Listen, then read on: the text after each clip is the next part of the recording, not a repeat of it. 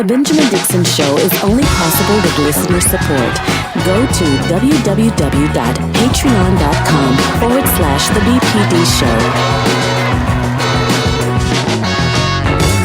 Show. Good morning. Happy Friday. I am independent journalist Georgia Fort. Ben Dixon is out. Someone close to him actually has COVID. And so we're reminded the proximity at which this pandemic can reach us all. And so definitely keeping his family in our prayers, but he'll be with us in a different way this morning. There is an interview that he did that shines light on the violence that's happening in California through the Proud Boys organization. So we'll hear more of that before On the Clock is over. But first, I want to give you guys an update on Hurricane Ida. We saw the storm moving through the northeast part of the region, flooding happening in New Jersey and New York and other surrounding cities. So far, from reports I'm reading, there's been 3 deaths that were the result of Hurricane Ida. There's been millions of dollars of damage, although that number is still being assessed. President Biden is on schedule to arrive in Louisiana this afternoon. In addition to that, thousands of people still remain without power. Thousands of trees are down. Just the amount of damage that has been caused in Louisiana just years after the state was starting to rebuild from Hurricane Katrina. And so we expect to see some of those residents migrating to surrounding cities. The amount of displacement at this point cannot be assessed. It depends on whether or not residents in that area had insurance and will be able to rebuild their homes, or if they will have to find alternative communities to turn to because the amount of time it's going to take to rebuild is just not going to be quick enough to house all of the people who have been displaced. So we're going to continue following this. I just wanted to give a quick update on Hurricane Ida before turning to what we're seeing happen in Texas. Laws have changed in Texas now, banning abortions after 6 weeks, and it's causing a lot of controversy among women and women's rights activists. They feel like this is a huge step in the wrong direction. Many criticizing that it's not going to prevent women from actually getting abortions, because if you take a look, there's been some maps that have been constructed to show that almost every surrounding state still allows it. So likely we're going to see in the best case scenarios, women who are set and they've made their decision that they want to get an abortion, they'll travel to one of the surrounding states. But in the worst case scenario, there may be self harm that's inflicted. Dating back to before abortion was legal, you saw people trying to take matters into their own hands. And so, one of the clips that circulated yesterday that we'll take a look at here now is directly from the White House. And while we've seen, an administration that has tried to be conservative on this issue, that conservative veil came off yesterday. Take a look. Up on the Texas law, why does the president support abortion when his own Catholic faith teaches abortion is morally wrong? Well, he believes that it's a woman's right, it's a woman's body, and it's her choice. Why does the president, who does he believe then should look out for the unborn child? He believes that it's up to a woman to make those decisions, and up to a woman to make those decisions with her doctor. I know you've never faced those choices, nor have you ever been pregnant, but for women out there who have faced those choices, this is an incredibly difficult thing. The president believes their rights should be respected. Go ahead. I think we got to move on. I think we have to move on. You've had plenty of time today. Go ahead. How many green cards? So that is directly from the White House, and that clip circulated widely yesterday. And I think to some degree, it nails the issue on the head, because you have Republican men in Texas who are pushing this bill forward, who have gotten this bill passed, when this is not really an issue that impacts their bodies. And so there's so much controversy over how women's bodies can be governed. And other states are looking to adapt this. And I think that is partly, it's not just Texas now. You're hearing from DeSantis in Florida, Governor DeSantis, who for context, we've covered a lot on the show for his ban on the mask mandate in schools. And he's now considering adopting this new piece of legislation as well. Take a listen. We've been able to do pro-life legislation. I'm pro-life. I welcome pro-life legislation. What they did in Texas was interesting, and I haven't really been able to look enough about it. They've basically done this through private right of action. And so it's a little bit different than how a lot of these debates have gone. So we'll have to look. I'm going to look more significantly at it. But I would also say, I mean, what the court basically did is I don't think they really even did a substantive ruling on it. They basically said it's not ripe yet for a decision, that if it ends up going, then you could consider it at that time. So I wouldn't read too much into it. But I do think that at the end of the day, the science on this has been very powerful now for a long time. If you go back 40 years ago, what people thought versus what they can see now, very, very powerful. So I've always been somebody that really does support protections for life as best as we can.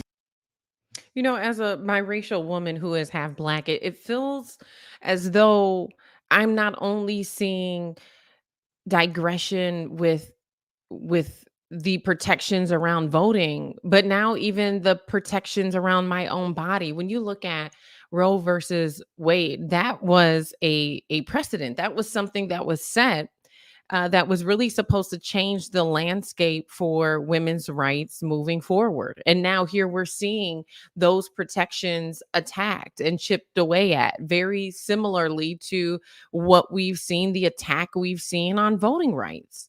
And while they're very two different things, the intersection that I hope this arrives at is for women who have identified as Republicans and who have supported politicians like DeSantis, who are likely white women. Maybe now that the issue is at your doorstep, maybe you'll see the control and the power that these politicians are assuming. Maybe you'll start to see why we've said it's problematic this entire time. I don't know, but what I will say is abortion was an issue I covered quite extensively when I lived in Columbus, Georgia. There was one abortion clinic in the town, and there would be a lot of sidewalk ministry that would happen. You would have people from faith communities who would come on the sidewalks there and identify people pulling in and just ask to pray with them. And they would try to offer them resources and support to help change their minds, but ultimately would respect if they still decided to go into the abortion clinic and have the procedure. Or in this case now, abortion has developed where there's a pill, the abortion pill, which you can take and it will terminate your pregnancy if you're under 10 weeks pregnant, I believe it is. And so you would have all of these efforts by the faith community, and so much so where in Columbus, Georgia, there was a nonprofit organization called Seneca Choices for Life, which opened up directly across, like side by side, sharing the same parking lot with the abortion clinic. And so they were pro-life, and they would build awareness about the boxes of biohazard material that would be picked up every Tuesday or Wednesday from performing the abortions. And they also built awareness that the doctor in this clinic was an OBGYN doctor in Atlanta. And so while in Atlanta, he ushered life in Columbus, Georgia, he was the doctor that came in and performed abortions. But in covering this extensively and learning so much and doing the research about the industry and how it works and who's for it and who's against it, I also learned the stories of the women who felt like they had no other choice. You have women who have been raped, whether it's date rape or whether it's rape by a stranger. And if they become pregnant and they don't want to keep that baby, that should be their choice. That is the argument. I've heard stories of affluent attorneys, women who found out that they were expecting in law school and felt like they had to choose between becoming a mom or continuing to pursue their career. And at that time, although specifically in that case, the woman decided to have children later on, she said, being a mom now and knowing all of what it takes, there's no way I would have been able to finish law school. And so she had an abortion. And there is a level from the women who I've heard who've had abortions that they have to forgive even themselves, but that is their own personal decision. And they don't feel like the government should be the one determining whether or not they're able to go forward with their pregnancy or terminate it. And so to see this happening in Texas banning abortions after 6 weeks, most women don't even find out that they're pregnant until they're 8 or 10 weeks along anyways. And so it's basically a ban on abortions altogether. So that is the latest in Texas. I do want to touch quickly before turning to the interview that Ben did with an independent journalist out of California following the Proud Boys. I want to turn quickly to an update on the Ahmaud Arbery case. We saw a delay of justice in that case when it first happened. A father-son duo hunted this man down as he was jogging, claiming that he was a robbery suspect. And then another man who participated. Now, the update, it was just announced yesterday that the prosecutor in the case is being indicted for violating her oath, and it stems from the fact that she received a phone call from the father-son duo. The father, who's a former cop, called her and asked her for advice and support, and she was the one who gave police the directive to not arrest them. Take a listen. Here's the latest update, and then we'll move on. Of murder and now accusations of a cover-up. Tonight, a major development related to the murder case against 3 white men charged with killing a black man, Ahmaud Arbery, while he was jogging last year in Brunswick. Well, today a grand jury indicted the now former prosecutor in Brunswick, accusing her of not fulfilling her duty to arrest and charge the 3 suspects right away. She has denied any wrongdoing. It was the video that outraged a nation, showing Ahmaud Arbery, who is black, shot to death while jogging in Brunswick, leading to murder charges against 3 white men who are scheduled to go on trial next month. But investigators, including then Brunswick DA Jackie Johnson, had that video months before it surfaced publicly. Why didn't she prosecute then? Now she's in trouble. A Glynn County grand jury just indicted Johnson for felony violation of oath of office, and also for a misdemeanor. She's accused of ordering police not to arrest the suspected triggerman, Travis McMichael, who is the son of Greg McMichael, a longtime employee of the DA's office. It is not her job to tell them what to do or what not to do. Atlanta attorney and 11 Alive legal analyst Paige Pate says the indictment also accuses Johnson of breaking the law in the way that she then got the case transferred to another DA, Waycross DA George Barnhill. Barnhill had already concluded that the suspects had acted in self-defense and he did not intend to prosecute them. I think it was clear that she did want to keep the McMichaels from being charged, and that by directing it to a DA who she thought would basically share the same idea as she had about the case would keep them from getting charged. Johnson emailed us last year, calling it all false accusations to make excuses and ignore the problems at the Glynn County Police Department. We were not able to reach her for comment on the indictment against her. That is the latest with the Ahmaud Arbery case. We've been following that and will continue to follow it.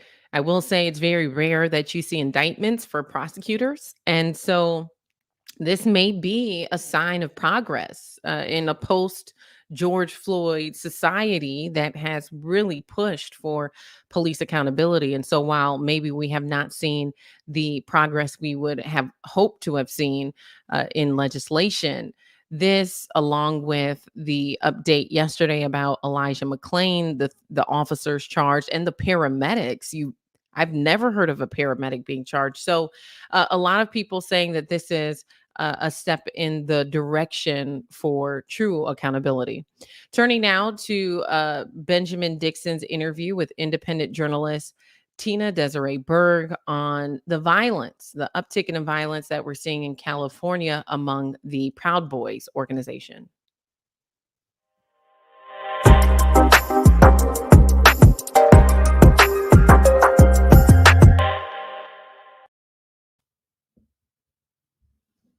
Desiree Berg, International Woman of Mystery. Thank you so much for joining us. How are you today? Absolutely. I'm good, Ben. How are you?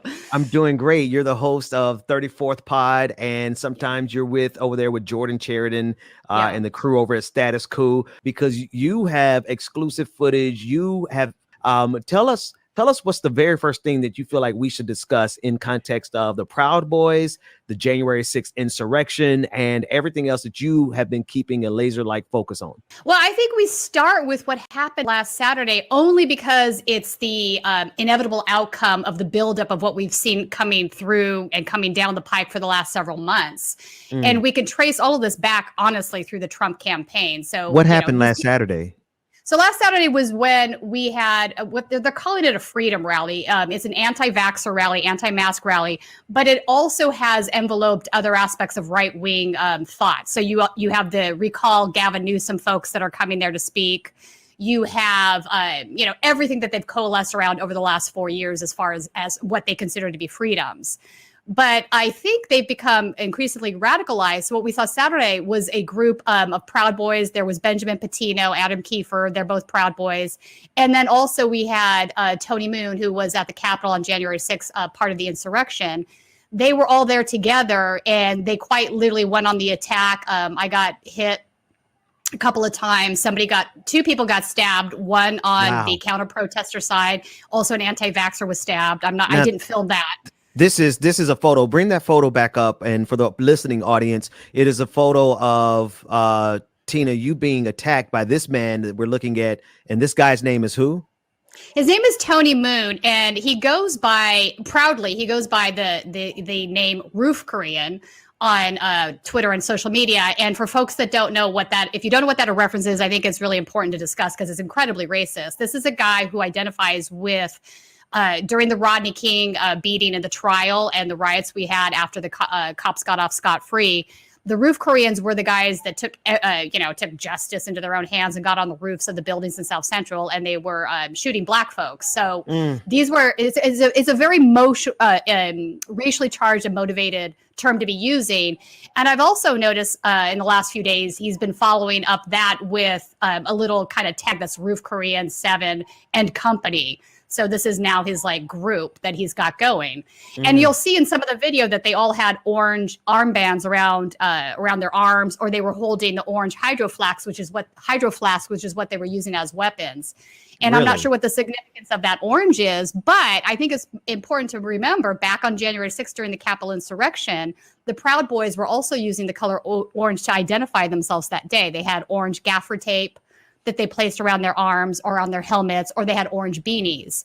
So I don't know if there is a tie-in or if it's just coincidence, but I did. I would offer that they're trying to signify that they are lying. Well, and just the Orange Revolution from Ukraine, back in was it 2004, 2005? Yeah. That's the first thing that comes to my mind when I think of orange. But we'd have to dig into that a little bit more. That's an interesting point. Yeah. You know what? I am going to dig into that. That had not occurred to me, and I think it's an interesting point you're making, because I've been wondering why orange.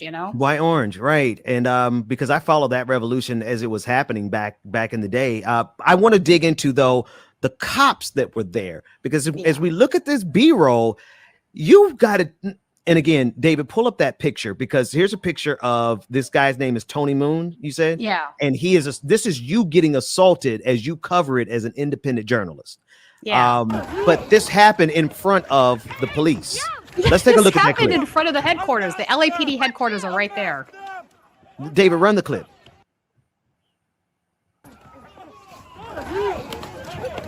Hey, yo, stop it! Unmask them! Unmask them! Fuck you! Unmask them! Unmask them! Unmasked. I got a good FU in there though, I have to say. You did. And you had a little oomph behind it. It was like, if you want the smoke, we can get the smoke today. But it's funny how they're saying unmask them, and it's become almost a patriotic rallying cry, because if you're wearing a mask, COVID-19, then you're trying to hide something, and you're a part of this cabal of international globalists who are trying to take over the world by inserting a chip into the vaccine. But I digress. Tell us about the cops that sat there and watched you get assaulted. Yeah, so we had been there for about 45 minutes already. I had arrived with my cameraman. So luckily he got B-roll, which was turned out to be B-roll. Normally it's the A-roll, but because the phone footage went viral on Twitter, it's become the B-roll. But it's important to realize that they had been parked in their cruisers, like 6 or 7 cruisers, 2 cops in each cruiser, standing there where we were with 2 other press members for a good 45 minutes. I had been waiting for more people to show up. I wanted to go talk to one of the gubernatorial candidates. Her name is Sarah Stevens, who was speaking that day because she had been involved with an assault in front of WeSpa about 3 weeks earlier, in which one of her friends basically hit another press member on the back of the head with a lead pipe, and then jumped into her car, and she drove off. And inside the car, they because they're not the brightest tools in the shed. They actually posted this footage on social media, and I was able to grab it before they deleted it. But they posted footage from inside the car, and you hear them talking about what they had just done. One guy says it felt so good to crack him over the head. Tina, I don't mean to cut you off, but I'm looking at this melee that the people in the audience are looking at, and the listening audience, they can't see it. But this is a melee of aggrieved white men who look like they drive souped up pickup trucks. Yeah. And they all wear those same Chris Moneymaker shades. If anybody remembers Chris Moneymaker, they're all wearing the same shades, but they are assaulting people, and the cops are not stopping them. No, they're not stopping it. So anyway, but Sarah Stevens, I digress a little bit. Sarah Stevens' husband is also San Diego Police Department. I'm not sure if he's retired now or is currently, but so, I mean, there's definitely a crossover and a bias that exists. And the LAPD has very much shown their bias on the skirmish line time and time again. I mean, it's bad enough that we have, folks getting shot and killed by the LAPD for no reason, folks getting beaten up, arrested innocently. But I've actually filmed, in the last year and a half, multiple occasions where right-wingers have done things that are even more egregious than anything I've ever seen BLM or Antifa done. And they don't get arrested. They don't get stopped. They don't get questioned after the fact. They just get away with it. And I think every time that has happened, these guys have become more emboldened because they realize that there's absolutely no legal consequences for what they're doing. And then if you go to some of the LAPD's private social media accounts, these officers that are involved, you begin to see that they're very much pro-Trump, that they're very much anti-BLM, that they're very much anti-Antifa, that they hate the press. So they're very open about what these biases are, and nothing gets done about it. Nothing. I'm just looking at this. We can't, as Black people in this country, we cannot gather peacefully without getting arrested. We're watching a complete and total melee that is fueled by right-wing propaganda, aligned with January 6th, supported by Make America Great Again. And they love Donald Trump all the way up to the point where he told them to get the vaccine. And this is what the police, because if you look at the positioning of the police, they're protecting, and there's one part where it looks like they're protecting Tony Moon, the man that assaulted you. 100%. Yes. In fact, we should talk about that. Thomas Morales. He says he's a journalist, and actually he works now for Fox 11 here locally. I don't know if that's in a capacity as an independent or an employee. I'm not sure, but he has been working with them. He goes in and he grabs Tony Moon and pulls him back to the other side behind the police line. The police are all facing us, and not. Notice they're all facing us. None of them are turning around and looking at what's the guys that are the ones that started at the assaulters behind us. And some guy literally got stabbed in front of me. You can see it in the video if you slow it down and look. It looks like he's getting beaten up. He's actually being stabbed with a shank. Oh my God. Wow. So, and still nothing done by the police. Nothing. I mean, nothing. If anything, they're protecting these guys. And so there's Tony two Moon right there. Yeah, Tony Moon right there. And there's two police officers that I've seen time and time again. I'm going to name them and shame them at this point. I talked about them a little bit on Democracy Now!, and I'd like to talk about them here because something needs to change. So Captain Stabile and Gordon Helper, he's a sergeant. They were both present. They're always there. They're always around. And you go to their social medias and you see a lot of pro-Trump stuff, a lot of anti-Antifa crazy, nutty posts. And in fact, Sergeant Helper had the audacity. He had stolen a photojournalist's photo he had put it on his social media with some ridiculous caption. The photojournalist actually filed a DMCA to have it taken down, and Gordon Helper turned around and published this guy's DMCA takedown with his private information clear on it, including his email address. Wow. And this is done by, so we it's funny, we're talking about the legislation that is being passed. I forgot exactly which state, but it'll come to me in a moment, that is providing protections for police officers. And actually, no, it's not on the state level. It's on the federal level. Josh Hawley, his amendment that will protect police officers from being doxxed. And here the police officers are doxing victims. Wow. That's right. That's right. And the crazy part is yes, this is against the LAPD protocol, but that doesn't mean they do anything about it. That's the problem. These guys are in charge. It's a captain and a sergeant. They are in charge. And can you clarify something for me real quick for the audience sake? Because I hear you saying it. Would you say that without question the LAPD is on the same side as these monsters who are directly connected to January 6th? Yes. I mean, I don't know how else you can derive another opinion on this, because Ben, it's time and time again. It's not one or two situations where we've seen this, right? It's time and time and time again, time again.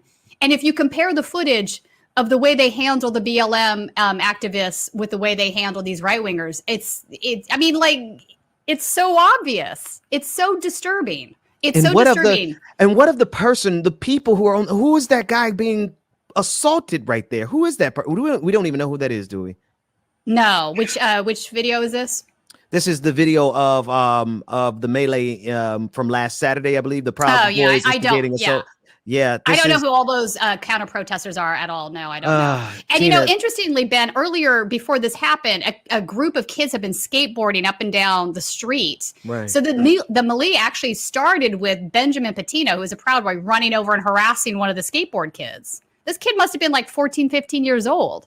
And then somebody from Black Bloc was like, that's not acceptable, and ran over and chased him back to the other side of the street.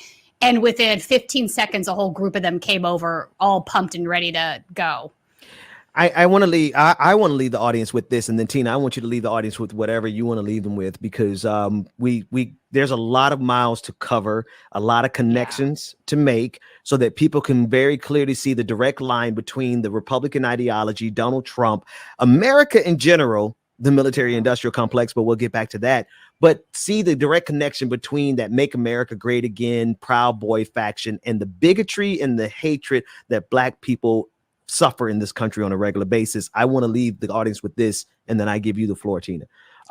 Noon in Georgia, about 3 or 4 years ago, Nazis came marching to our city, and I went down to cover it, and it was a melee like this. It was wild, just like this. There were fights breaking out everywhere. I'm in the midst of it, trying to get the best coverage I could.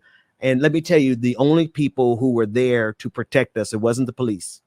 Right. The police were on the other side, protecting the Nazis. Mm-hmm. It was Antifa and Black Bloc.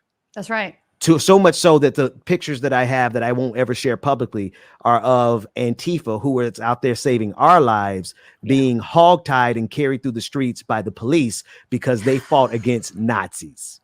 Yeah. But I digress. Tina. No, I can concur with that. I was bear maced by a Proud Boy a couple of weeks ago, and it was an Antifa medic that came to my rescue, got me out of the melee, gave me first aid. And I didn't have, for whatever stupid reason, I didn't have my goggles on that day, so it had gotten into my eyes and what have you. And you're right, time and time again, Antifa gets a very bad rap in this country, and I have no problem saying this publicly because I've seen it happen like you're talking about right now. Exactly what you're talking about right now. The cops, the media, like everybody wants to make Antifa the sort of boogeyman of everything, right? Is like Antifa under your bed. Like they see Antifa even when there's no Antifa there, right? Right. But you're right. Many of these folks are, and I've interviewed some of them. A lot of them are attorneys. One of them's a tech guy. I mean, they are all normal citizens with normal jobs, quote unquote. But they are fighting against racism. They're fighting against fascism, and they believe that is really one of the biggest threats that the country faces. And I'm going to agree with them. And part and parcel to that is the way the police behave. I have seen these guys, protect, at a lot of the BLM rallies we've had here in Los Angeles. Black Bloc will come out and they will provide security for BLM because, they think it's their part of their obligation as far as their belief system against fighting fascism, right? So, hang on one second. So yeah, I agree with you. There's been a few instances where obviously Black Bloc has hit journalists. I'm not okay with that. But those are rare exceptions to the rule. And I think most. Thank you for saying that, because we don't agree with everything that happens. But let me tell you, when it's going down and Proud Boys are in town, you better hope somebody from Antifa is nearby. Oh, I agree. Like I feel much safer around Black Bloc folks than I do anybody from the Proud Boys. And of course, so now they view me and they call me Antifa paparazzi or whatever else, right? And I'm like, you're international woman of mystery. That's what you are. I'm like, get it right, exactly. Tina, but I mean, it's sort of how it is, right? Tell everyone how to get up with you and how they can support your work. Okay, so my Twitter my name is Tina Desiree Berg. Everything pretty much lands on there. My podcast about local California politics is District 34. And then you can see a lot of the bigger national coverage that I do for Status Quo on the Status Quo website. Tina, we got to get you back. Please, let's do this again, because I think these 100%. connections are so important. I do too. And I think we need to keep track of some of these LAPD officers. And also, I know we are out of time, but I've identified a couple of them that are absolutely Proud Boys in the sheriff's department. Oh, well, we could definitely name and shame them. Let's do a special episode of name and shame police officers who are complicit with white supremacy in this country. I'll be glad to support that. I'm down for that. Awesome. Take care. Good morning, people. You know who it is. You know the voice. You know the sound. James Bubba Williams is in the building. Good morning, everybody. DJ Exclusives. Oh, the ones and twos. Good morning, y'all. And what better way to start the morning off than with a throwback jam? Good morning. Happy Friday.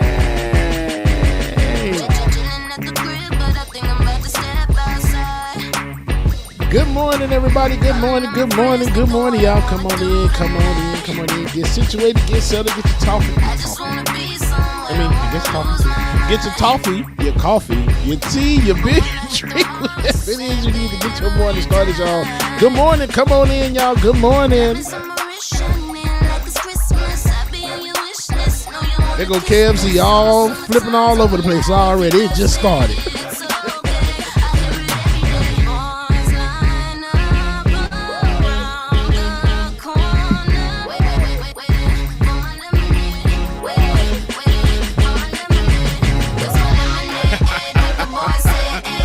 Good morning, y'all. Good morning.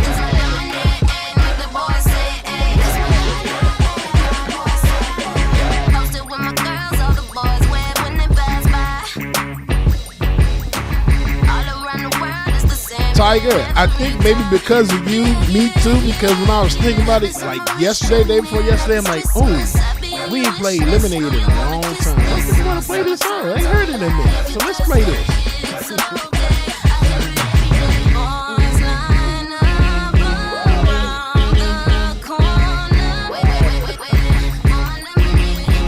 Miss Nuru.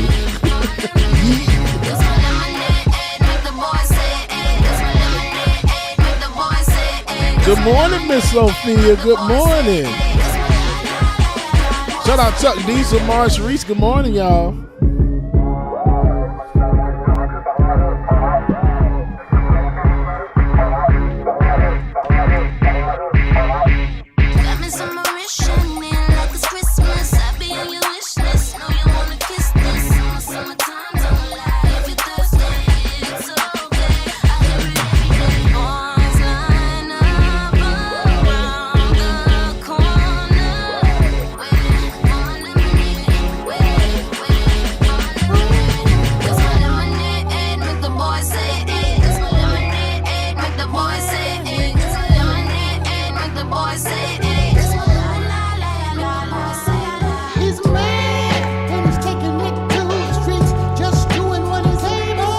Another throwback jam for y'all. I had to take the headphones off so I can make sure I hear it, bring it in good.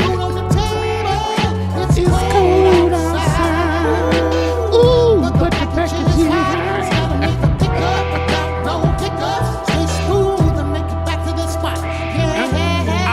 vividly etched in my mind like filigree. Y'all know this is Jam Man. Make sure that y'all stay tuned. We got more coming up next on the Benjamin Dixon Show. Sister Anoa Changa is going to be joining us this morning, so make sure that you stay tuned, y'all, all right? Time to do my job. Consider me the man of mystery, the secret agent. And yo, the boss is known to be impatient. She need the package. Laura Stride does sound like CeeLo, but unfortunately, I don't know who sings this song because when I downloaded this, when I first downloaded this song, it's like before I had all the song links, so this is like one of the throwback early songs that I downloaded. So a lot of the names of the earlier songs I don't have. So some of these people, I don't even know who they are. But it's the truth though. I like this crap.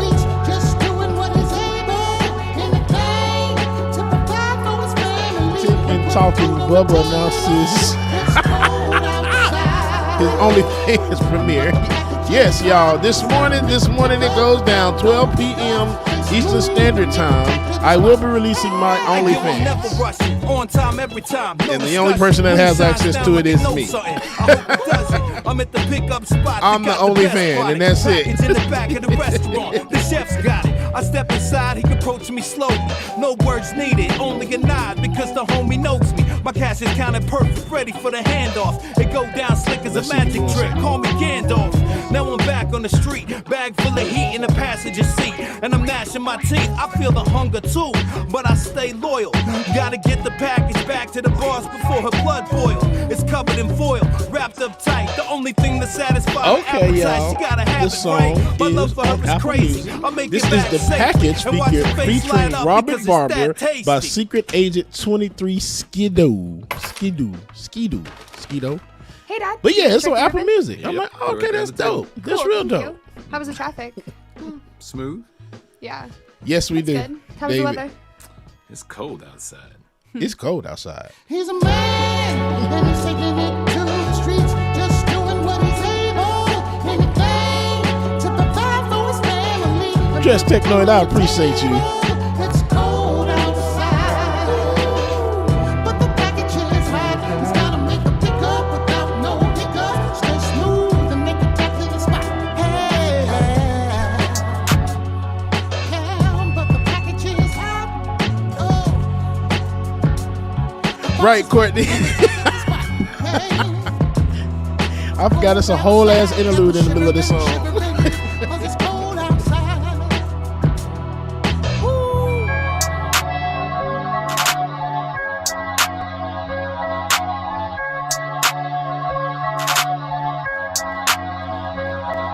Slide to the left, slide to the right. Rock with me, baby, we can do this all night. Slide to the left, slide to the right. Come on, come on, come on. Yeah, slide to the left, slide to the right. Rock with me, baby, we can do this all night. Slide to the left, slide. These are throwback jams, boy. This is what got us where we at today, boy. Look at that now.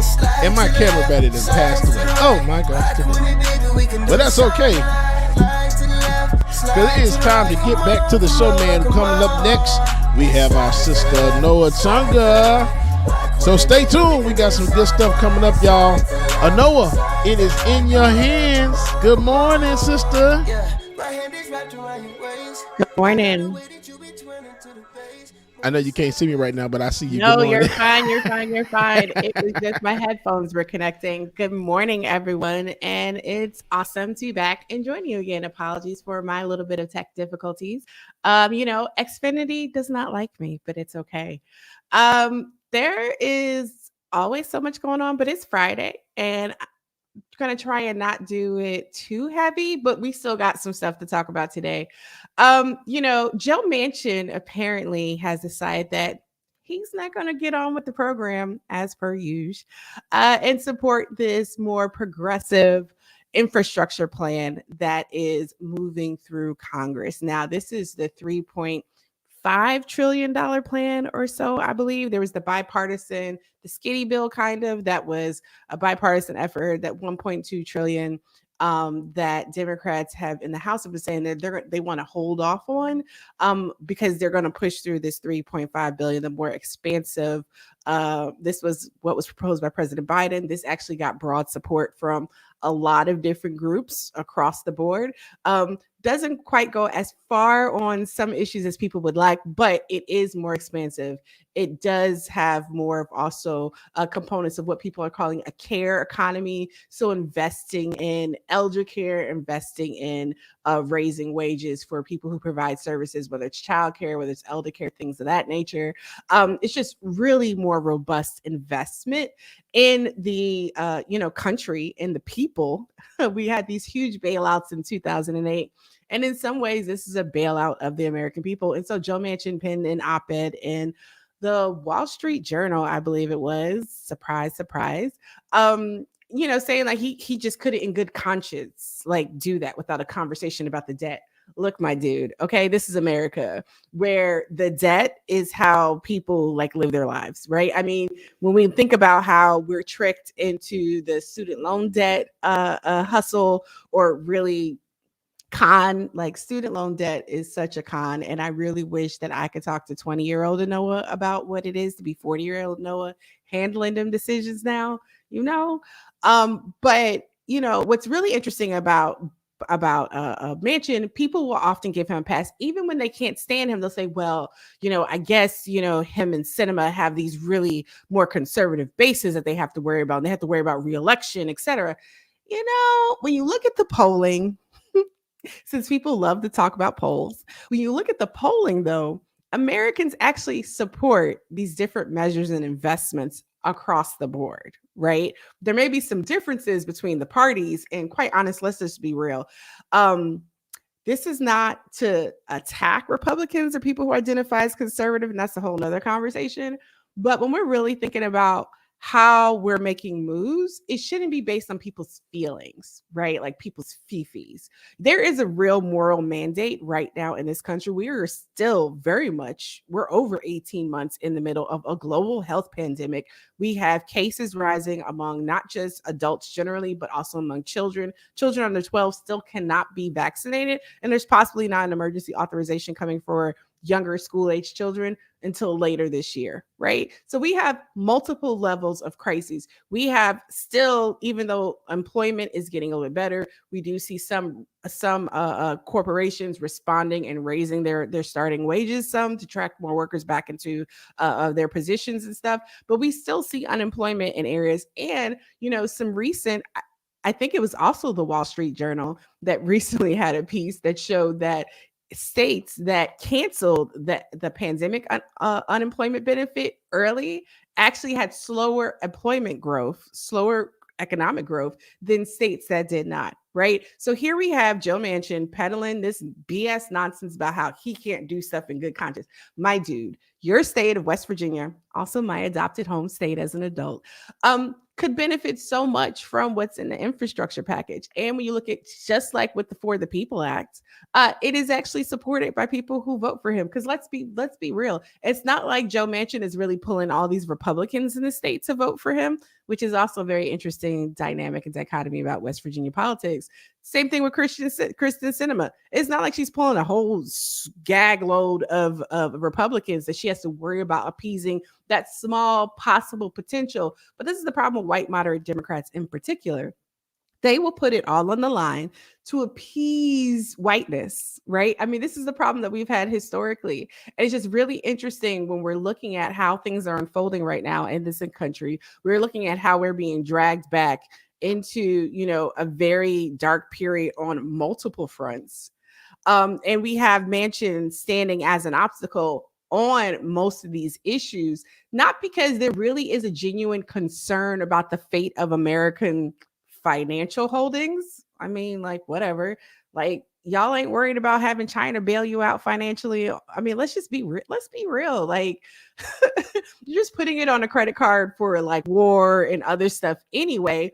Why not charge it? Why not use your credit card for something good? Why not actually invest in the American people? Why not actually, put robust spending into the economy to support people who are in such dire straits across the board for multiple reasons.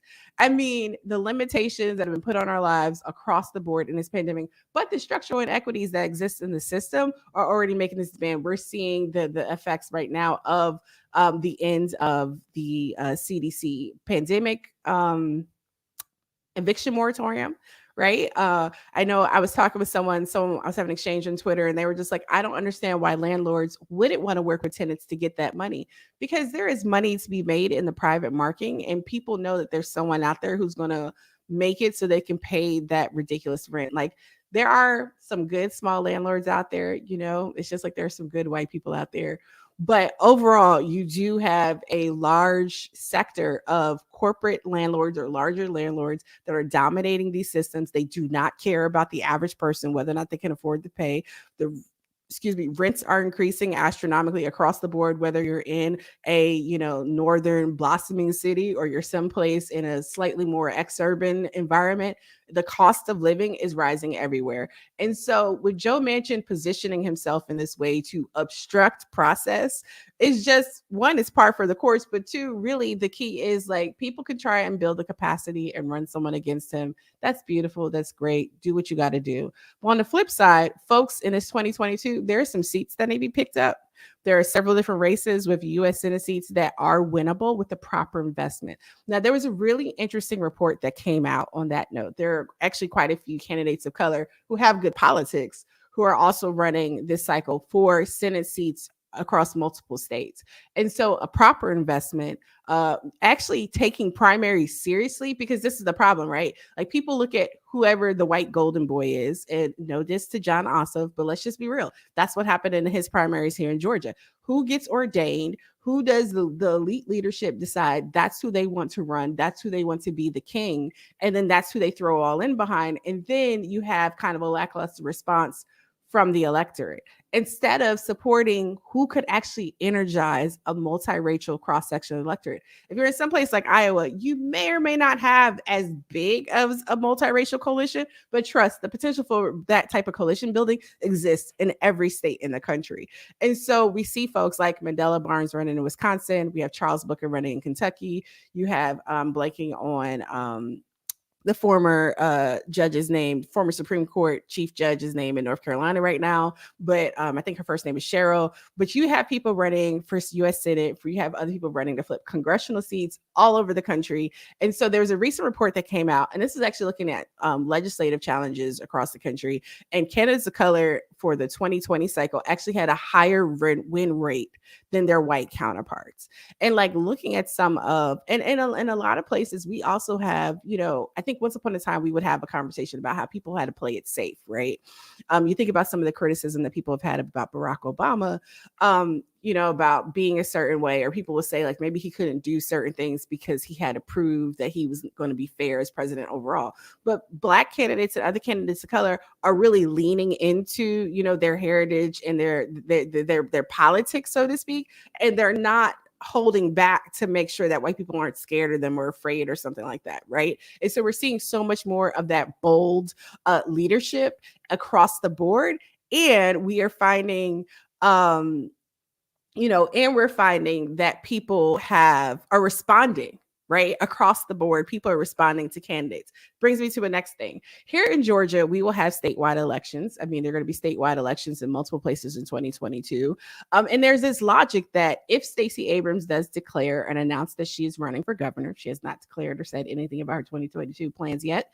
The person who runs as lieutenant governor, it has to be a white man. White man in particular, because there's this false notion that there needs to be parity on a ticket to be able to win. And those antiquated ideas around how we win and how we build is why Democrats in particular continue to lose. And it's why so many of our state houses are in absolute shambles right now. That and the lack of investment at the state and local level. Because what we're seeing right now, the Biden administration has announced that it's going to investigate what it can do around protecting abortion. Cool. There's like 50 years almost of investigating, legal research and analysis, detailed briefs, guidances, policy proposals, etc., that exists with polling to back it all up as well of what the federal government like I feel like Big Red in the first Bring It On movie, right? It's like award-winning routine, it's all given to you on a silver platter. Now she stole that routine, minor details. But President Biden has been handed so much policy proposal wise. He has had so much rich, positive forward moving stuff just handed to him. Literally, his administration just needs to enact it and make it work.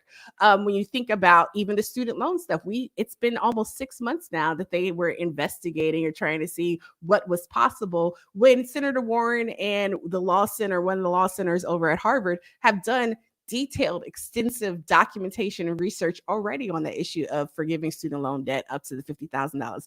Now, for some of us, that $50,000 ain't enough, and we need to talk about private student loan debt. But again, another conversation.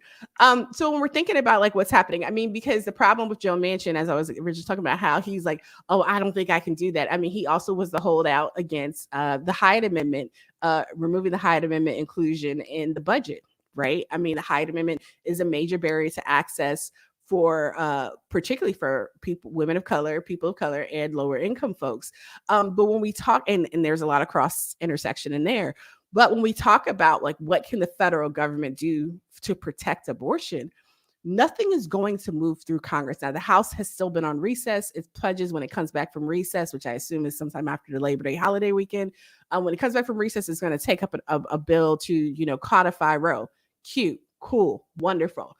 That is not going to move past the Senate because we still have the damn bill filibuster. And guess who likes the filibuster, who thinks it's like historically important or procedurally relevant or some BS like that? Joe Manchin. It has been 64 years. Last Saturday made 64 years since Strom Thurmond launched the longest filibuster in the Senate by one single individual. It was a little over 24 hours to oppose the 1957 Civil Rights Act.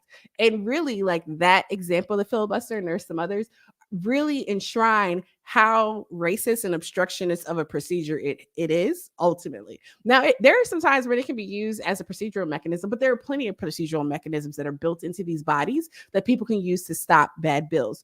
You also can make sure that you're winning elections and doing what needs to be done. So what does that have to do with abortion? Well, again, if we're seeing what happened in Texas and Florida, which as of right now is the only safe state for abortion in the entire South if Roe would fall. Like if Roe fell today, right? If the Supreme Court's review of the Jackson Women's Health Center case that's pending before the Supreme Court, if that decision came down today, and if they were to decide that Roe was overturned, the only state in the South that would be safe at this moment would be Florida. Right. There is the Guttemaker Institute has a full map that can show you like what would happen if Roe would fall.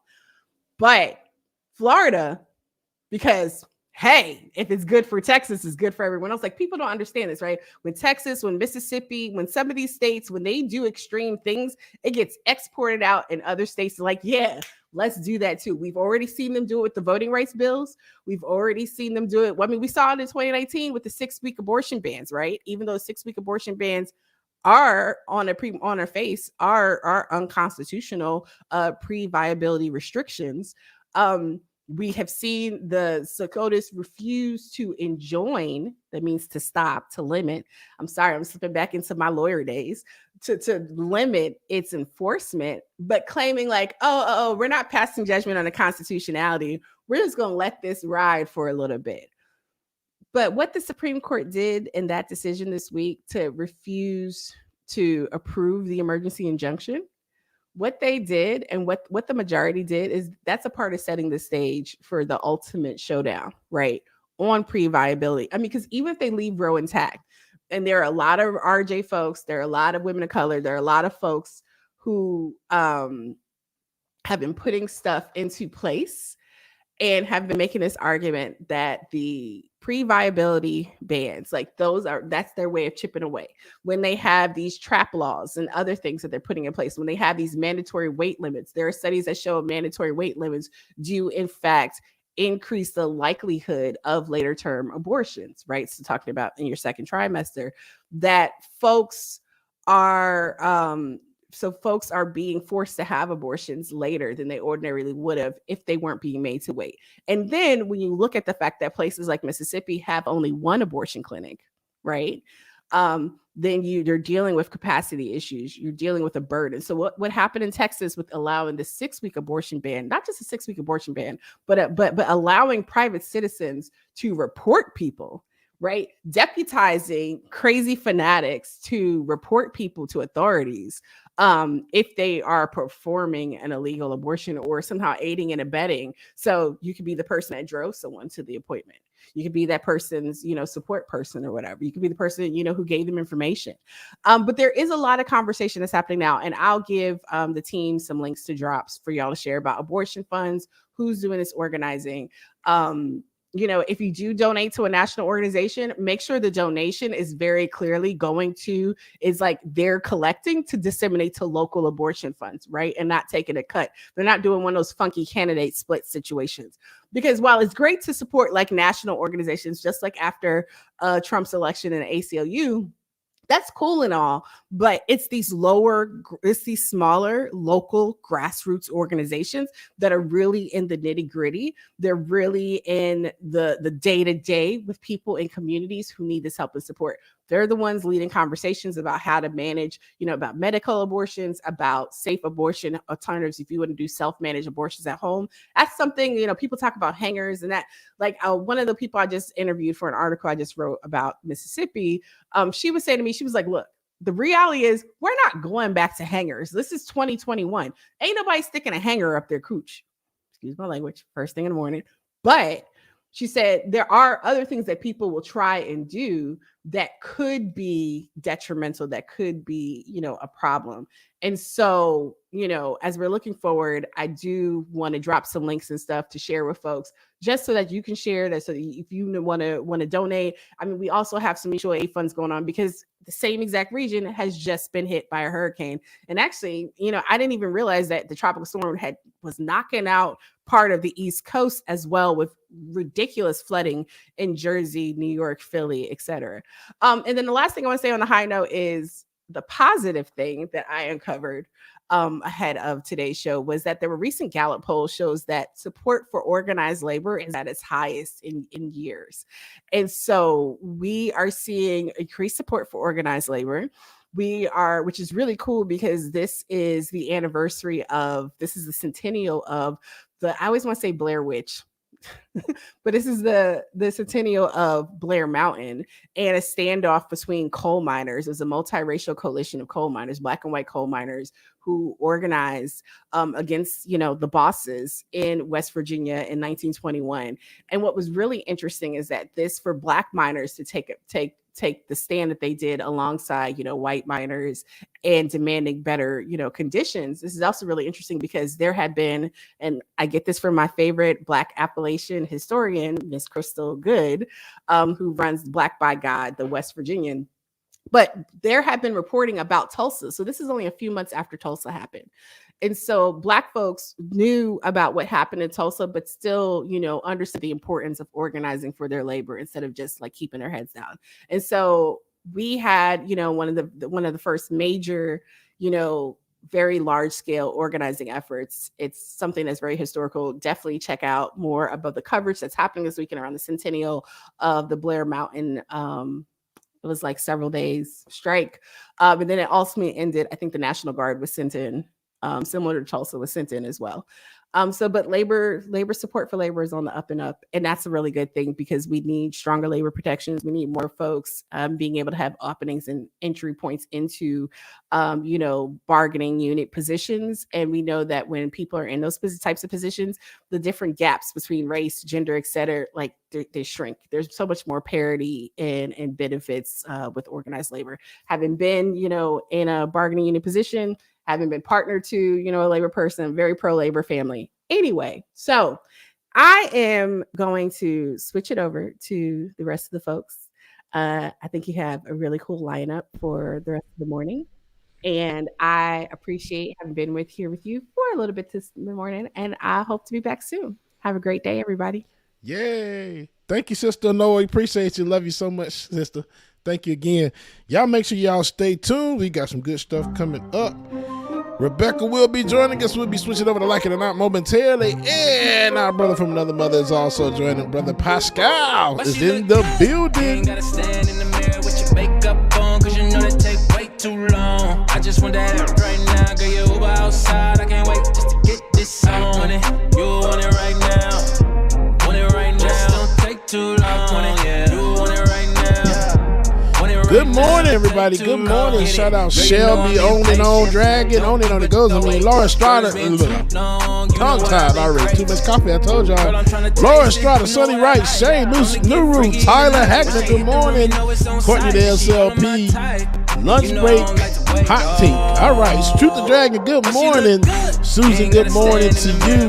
Let me see. Brother Latif, what's going on? Afraid Not. Jose, good morning. KFZ, good morning. Courtney the SLP, Goku. Good morning, XOXO Bob, good morning, Six Dragon Daddy, good morning. Chuck Diesel, what's going on, brother? Shout out to you, good morning. A Lady 747, let me see. Sonny Wright, good morning, Stretch Technoid. Ooh, KFZ again, Susan, Goku, Mr. YF, Courtney the SLP. If I missed anybody, y'all know I don't. Y'all do that. I know you need it. Anyway, y'all, good morning and shout out to the family that's in the chat.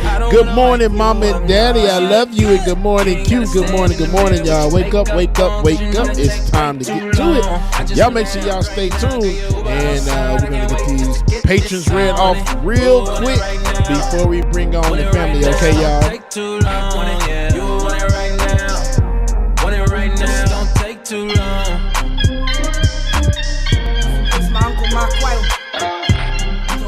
Alicia, Anna, good morning, y'all. Alicia and Anna, good morning. Nat, hey, what's going on, sister? Corrine, good morning.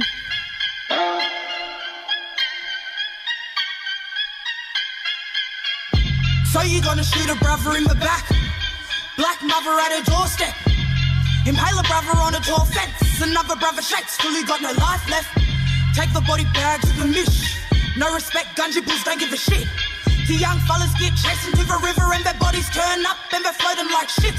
Burnt in the back till his body turned crisp. Blamed for the rape cause she put liquor to her lips. He's bashed in the pack, he got broken in the bits. He's got his hands up, he's innocent, he didn't do it. Why my people gotta die? Ain't shit changed since we been colonized. Carly Wynn, good morning. Rosie B, good morning to y'all. Still gotta fight cause coppers keep taking lives, I'm sick of it. Sick of being traumatized, scrolling down my timeline. See, we lost another life. D-So, good morning. Man, I'm still trying to finish listening to it. Had to think about what you were talking about. CLB, what's CLB? Certified Lover Boy. If you have not heard, that is Drake's new release. Came out last night and broke Apple Music. Messed up. Staying up till 2 o'clock in the morning trying to listen to that damn album. All right, y'all. It is time for Like It or Not to go down. David, roll that intro. Good morning, everybody. Let's get it. Let's go. Like It or Not with Benjamin Dixon starts now.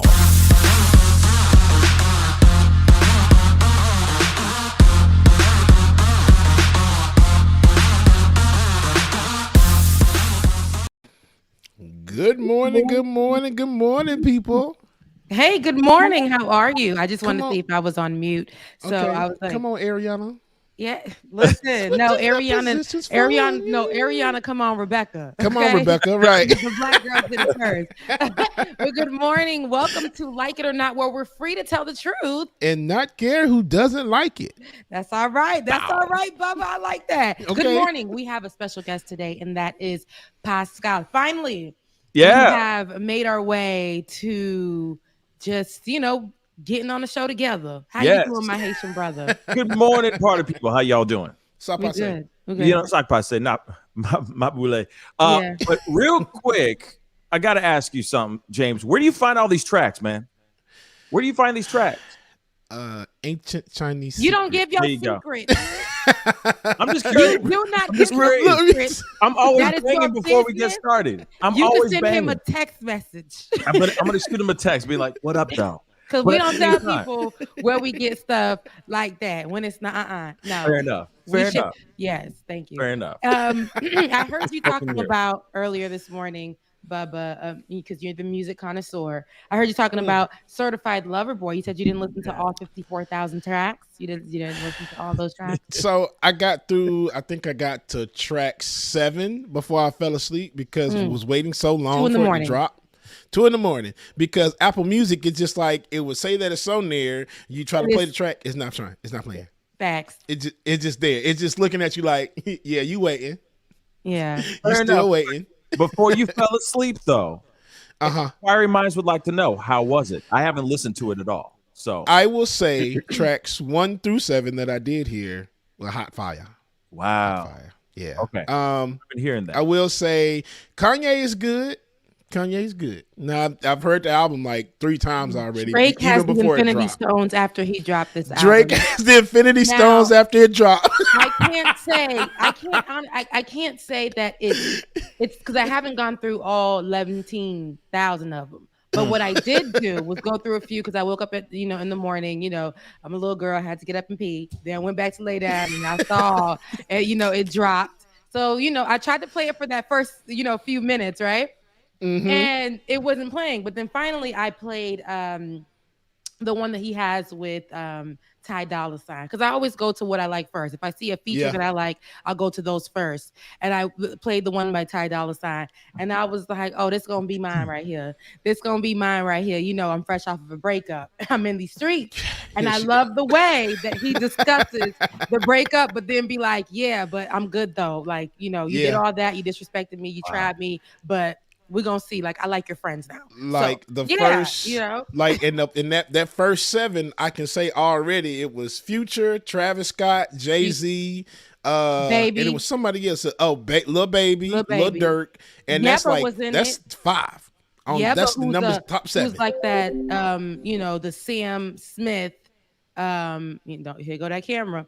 Yebba, who's like a Sam Smith. She's My like, Wi-Fi is being funky right now. yeah, that's okay. That's okay. It's like that we have FAMU internet. We used to it. It's okay. Yeah, it's okay. It's But okay. yeah, Yebba, who has a really nice voice, and I think what he did was real colorful on the album. Like he has, Future, because him and Future like best friends, and then Yeah. we got like all the like a young artists, and then he got Kid Cudi on there, which I thought was interesting, which Ooh. gave that rock type rap. Kid Cudi. This is shade. When I tell you Kanye and It's all Drake shade is to so Kanye. shady, they so goddamn petty. Both of them petty. Because Kanye then took Cudi off of his album, because Cudi was on like 2 tracks on his album. Took Cudi off of that. So now Drake then put Cudi on his album, and Jay-Z, who Kanye also has Jay-Z. And then at the thing, Shanessa was, I guess, supposedly one of the girls that Drake had got pregnant. So it was It's just too like, much. It's y'all too much. It's petty. giving Y'all Maury. petty as It's hell. giving Y'all Maury. worse than females out here. Oh, the drama. Yes, but Oh, the drama with that, and there's so much drama happening in our shithole country. Sorry, Ben. Ben is not here, as you guys can see. We have another bald-headed man, Pascal. It's not Ben. Ben has somebody close to him who has COVID. So we want to send out some prayers, send out some love, and some covering over him today. We miss you, but it's great to have somebody else in the seat today. Another Pascal. bald-headed man to fill in. I gotta fill the quota. I gotta fill the quota for the show. Yeah, Exactly. It's true. Can't It's just be true. one bald man. It gotta be 2. You're At his- least 2 per episode. Yeah, you're his cliffhanger. Is that what they call it? The cliffhanger or cliff note? I don't know. Doppelganger. Doppelganger. Ooh, wow. Cliffhanger. Look, cliffhanger, cliff notes, doppelganger. Cliff notes. Yeah. It's crazy. Doppelganger. Why not? What's the news on Candace, David? Candace, is this the one that Candace is talking about her being unvaccinated, sleeping next to her husband, and she got a newborn baby? Wow. Good morning, everyone. So apparently Candace Owens needs to constantly get COVID tests because she travels nonstop and has such a busy schedule. And she was refused a COVID test at a clinic, and she's outraged. Okay, now I know what you're talking about. Do you have the picture of the statement? I don't have that, but I do have her going off with Tucker Carlson. Okay. on the subject. Let's take a listen. Does you claim racism? Perpetually have to get COVID-19 tests to prove that I'm negative. It's been 2 years of me traveling nonstop. I've been to 3 countries, in 23 states, and I don't have COVID-19, but I still have a test for it. So this is the first time that I booked a test, and somebody wrote back and said, I'm refusing to give you this test. And it begs the question, if this is a real deadly virus, right? If the unvaccinated are the people that are behind this pandemic, people like me, it's a pandemic of the unvaccinated is now what they're starting to say. That's the new rhetoric that they're saying. And you really believe this, why would you prevent somebody from complying with local COVID measures and trying to get a test and do the right thing? That doesn't make sense. That defies the science that you claim is so true. If I show up from a foreign country, I'm not a citizen, I'm in the United States illegally, and I arrive at an emergency room, it is a federal law that I cannot be denied medical care, period. How is it legal for some clinic in Colorado, I think, to say we're not going to give you medical care because we don't like your politics? Is that legal? I don't know that it is legal. You know, we've heard a lot of people contacting us saying it's absolutely not legal. They're all Okay, so I want to say this. I seen the letter that was sent to her that said, hey, you know, because of your politics, we won't give it to you. The only thing is, guys, and I remember I was just discussing this with Ben, a lot of times I feel like these people who play a huge role through social media for doing the dirty work of the right wing or for the conservatives or for Republicans, I feel like it's all like gassing us up.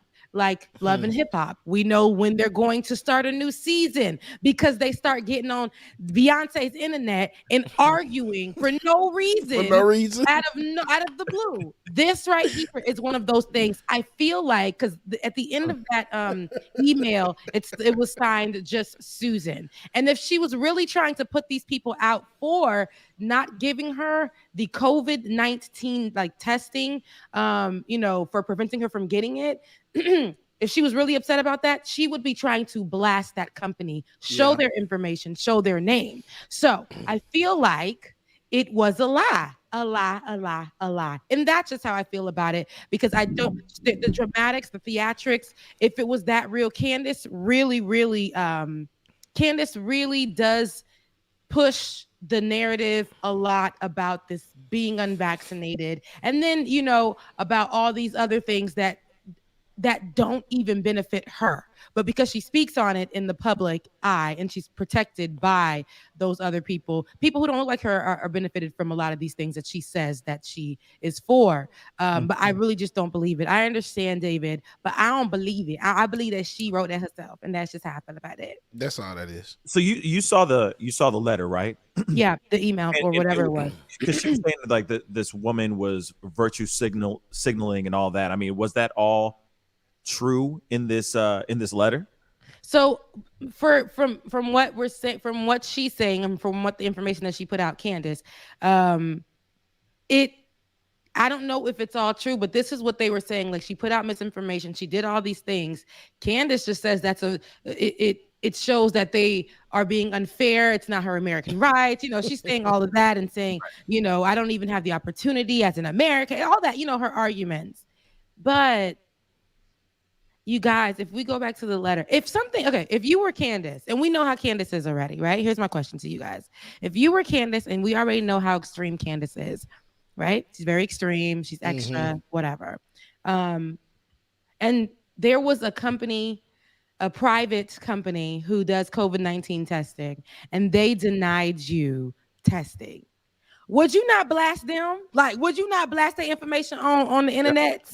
I blast the hell out of them. Exactly. Everywhere. She just had it signed Susan and she blocked out the rest. And I was like, I don't see that. This right here is part of the scandal. This right here is part of the I think the narrative to push that, you know, they're not respecting any of us and our rights. They're even preventing me from getting a COVID-19 test. If they want us to stay safe, why are they preventing me from getting this? You know, the song or whatever. Yeah, they go to picture. Go ahead. Post it up. So you see what I'm saying? She blocked out all of this. You're gonna block Pascal. And the other person, it's okay. Look, it's okay. You can squeeze right there. There we go. Susan Lee, Susanna. Now it says Susanna Lee, and then it just says Susanna at the bottom, and that's pretty much. I mean, Now, what's interesting is I saw the video, the other one where she did like this IG live. She went on IG and went live and was complaining about it. I know that she was saying something along the lines of, I don't want to dox them because of legal things. You know, I don't want to get into a legal problem with these people. But at the same time, I mean, what are you trying to cover? You see what I'm saying? Just, if they're doxing you, because she says, I was married, or obviously I'm married. It was my married name, not my, my stage name or my maiden name that they were using. So they knew who I was by doing their research, going back and finding out who I was, right? That's why I was knocked off, or that's why I got this letter. So they doxed her, but she's not willing to dox them to show proof of this, from where this letter is coming from. It just doesn't make any sense to me. Yeah. It keeps making me wonder, she's probably going, it's OWENS when you write out that check. You know what I'm saying? Exactly. Zeros That's on the back of exactly that what it's number. giving. that is exactly what she's doing. I can't stand this woman. So Yeah, I'm me sorry, neither. I can't stand Oh. this woman. Okay, so I found I talk it. about I her found edges all the time. I can't found stand it. her. Listen, no, we're not gonna talk about her hair because I told you it might. Remember, Ben was like, "Rebecca, you're so sensitive." It might be other things like alopecia. So I do have. Wow. I do have the letter here, and it's an appointment cancellation notice. It says, "I've just learned of this testing request, and this is from Susanna Lee. She says, I've just learned of the testing request, and as of the owner of this business, I'm going to refuse. And then it says, I'm going to refuse this booking and deny service. We cannot support anyone who has proactively worked to make this pandemic worse by spreading misinformation, politicizing and discouraging the wearing of masks, and actively dissuading people from receiving life-saving vaccinations. The only other local testing option, excuse me, is the free kiosk by City Hall. They mail their tests to Texas and have inconsistent result times. Do not take appointments, so it's walk-in only midday weekdays in their back alley. Come on. I swear she wrote this herself. My team and myself have worked overtime to exhaustion, unpaid and underpaid this past year, spending our own capital to ensure that our community remains protected. It would be unfair to them and to the sacrifices we have all made this year to serve you, Susanna. You would think the business underneath would be written. You know how they do those emails, but I really think she wrote this herself. That's just how I feel. Or she had somebody cooperate with this. Yeah. Yeah, I was going to say, honestly, I don't think she's that creative. She had somebody. Yeah, I was about to say, because that sounded like a really good letter. To push this out there for her. Because I do not. If I'm putting somebody out, especially in Candace's case, because Candace is like somebody, she's not afraid to be the COON for the white folks. She's not afraid to do that. And if you ain't afraid to do that, you ain't afraid to do nothing. If you ain't afraid to tap in over there and shuck and jive, you ain't afraid to call out nobody. Okay? I'm going to do a little dance for you now. Yeah, I'm not with it. But, if it is real, that's not the greatest look. Let's be real. It doesn't matter if you are giving out misinformation. You should be able to get tested regardless of who you are. Yeah. But, I call fib. I call cap on this. You feel that energy too? Yeah, I call cap on She's just trying to stay relevant. She hasn't been in the news for a long time. She just wants to be relevant and get her edges on TV. That's all that is. Now they're laid right here. I love a nice down the middle booty part, and I like I like what she's looking like right here. I can't lie, but I don't like it. Forehead too big. Go ahead. But foreheads is running things now. It's real dull. It is. Rebecca, I see. Looking like a chocolate Keebler elf. We will not. I said we will not. That's exactly what she looked like. I said we will not. Anywho, because I meant to get on y'all about riding in Sha'Carri on y'all on Pascal's show. I watched it. Wrote it. We will not ride Candace Owens on this show like that, even though she deserves. Okay, she deserves. We got a lot of people who shouldn't be in on that conversation. We got to keep that in house. Now, I will say, it was dead last though. Dead ass last. Is Candace in Texas? Is that where she's located? Because I feel like they said something about They mail their test to Texas. No, she's not in Texas. I don't think so. But in Tennessee or something. Okay, something with the T. But speaking all of something with the T, we're gonna take it to Texas. We're gonna take it to Texas. See how you juxtapose that? Okay. Good Texas transition. is disrespectful. Okay, now remember what I've been saying all season long, because we're going on season 2, guys. Stay tuned. But remember what I've been saying all season long on this show, and that's the fact that Texas does something, and who follows suit? Florida gonna follow suit. Georgia gonna follow suit. Now they've done this abortion law, which allows people on the streets to literally sue somebody for having or finding out they have an abortion. 6 weeks. So now they have this abortion law. Women don't have rights to their body, no matter what America says. We already have to fight for our rights in the workplace, and we have to fight for our rights everywhere else. Then being a Black woman, yeah, I said it. So much pain, so much endurance, so much stress, and now we got states telling us that if you're 6 weeks pregnant, even if you do or don't know, or even whatever the thing may be behind it, it could be something that is medical. You can't have the baby. You could be raped, something like that. But you're gonna have this baby, because if you don't have this baby, we will sue you. Like we will put like it. We will reprimand you for that. Now, Florida, DeSantis. I don't know if you have that clip. I know you guys played it this morning, but I would love to play it on this show. DeSantis came out and said, "Yo, that sounds really cool what Texas said, and I'm trying to do it too." All right, so let's take a listen from DeSantis himself. We've been able to do pro-life legislation. I'm pro-life. I welcome pro-life legislation. What they did in Texas was interesting, and I haven't really been able to look enough about it. They've basically done this through private right of action. And so it's a little bit different than how a lot of these debates have gone. So we'll have to look. I'm going to look more significantly at it. But I would also say, I mean, what the court basically did is I don't think they really even did a substantive ruling on it. They basically said it's not ripe yet for a decision, that if it ends up going, then you could consider it at that time. So I wouldn't read too much into it, but I do think that at the end of the day, you know, the science on this has been very powerful now for a long time. If you go back 40 years ago, what people thought versus what they can see now, very, very powerful. So I've always been somebody that you know, really does support protections for life as best as we can. Yesterday, DeSantis was saying that he was pro-life and all that good stuff, you know. And, you know, if we look at the numbers of the people that are dying from COVID-19, I don't think that man is pro-life.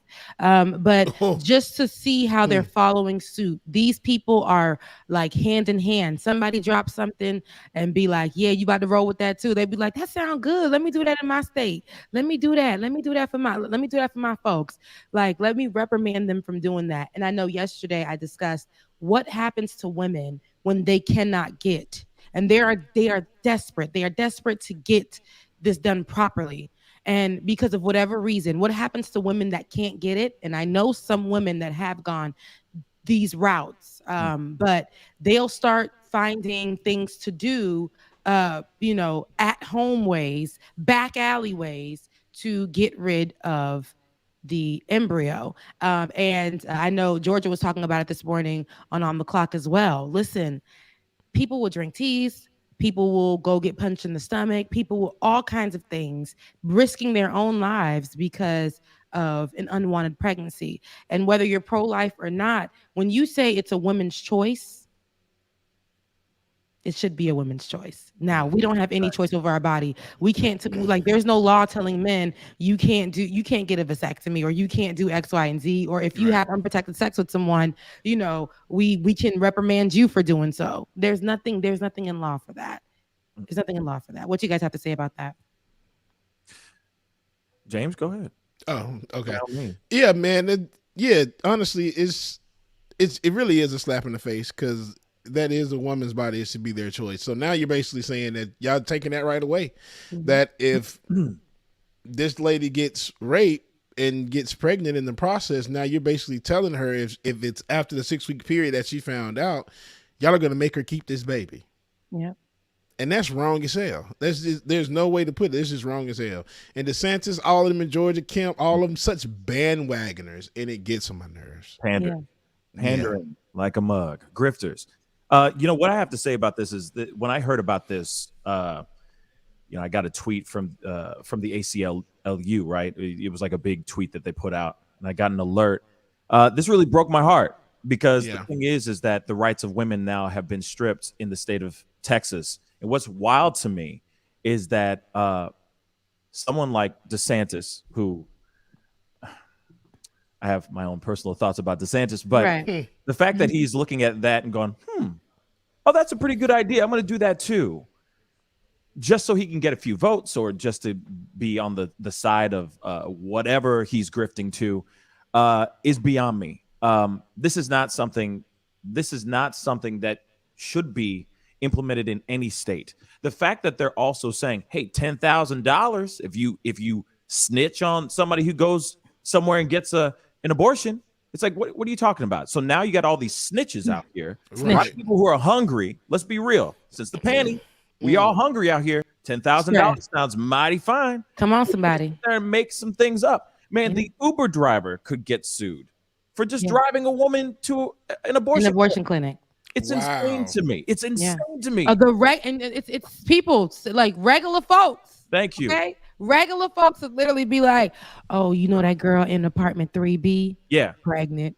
Yeah, or they're like, have an abortion. She been gone for a minute. What's going on? Run me my money. Run me real quick. my 10 now. And and this woman, you don't even know what she's been going through. You don't know if a lot of people also do this. I need people to understand because they do not have the means. Some people are not mentally prepared for this. Yes. And a lot of people, some people don't have the money to take care. Some people are living in situations that they don't want to bring a child into. There are so many different reasons for this. And especially during this pandemic, a lot of people are homeless. Exactly. Okay? A lot of people are homeless, no access to health care. Exactly. And here we are, somebody who's living under the bridge, find out that person's about to have an abortion or whatever the case may be at a free clinic. Because you always, when you drive by Planned Parenthood or those free clinics that do more than just abortions, okay? They're holding up signs saying, you're going to hell and da-da-da-da. And they cause these clinics to close down, y'all, preventing women to go in and get free care, more than just abortions. Anywho, all of this can be happening right under our nose. And it hasn't hit Georgia yet, but it's like I said, these 3 southern states, Texas, Georgia, and Florida, they are hand in hand since the pandemic. We've been seeing everything that goes on in one state will trickle down or up across to the next state because they do not care about the people. They don't care about the people at all. At all. So I have to say it now comes down to the people though.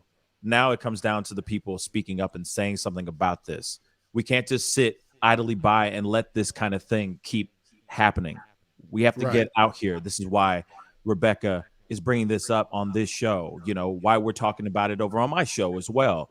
We need to bring awareness to this so that we can put a stop to this madness, because this is maddening to me. This is maddening.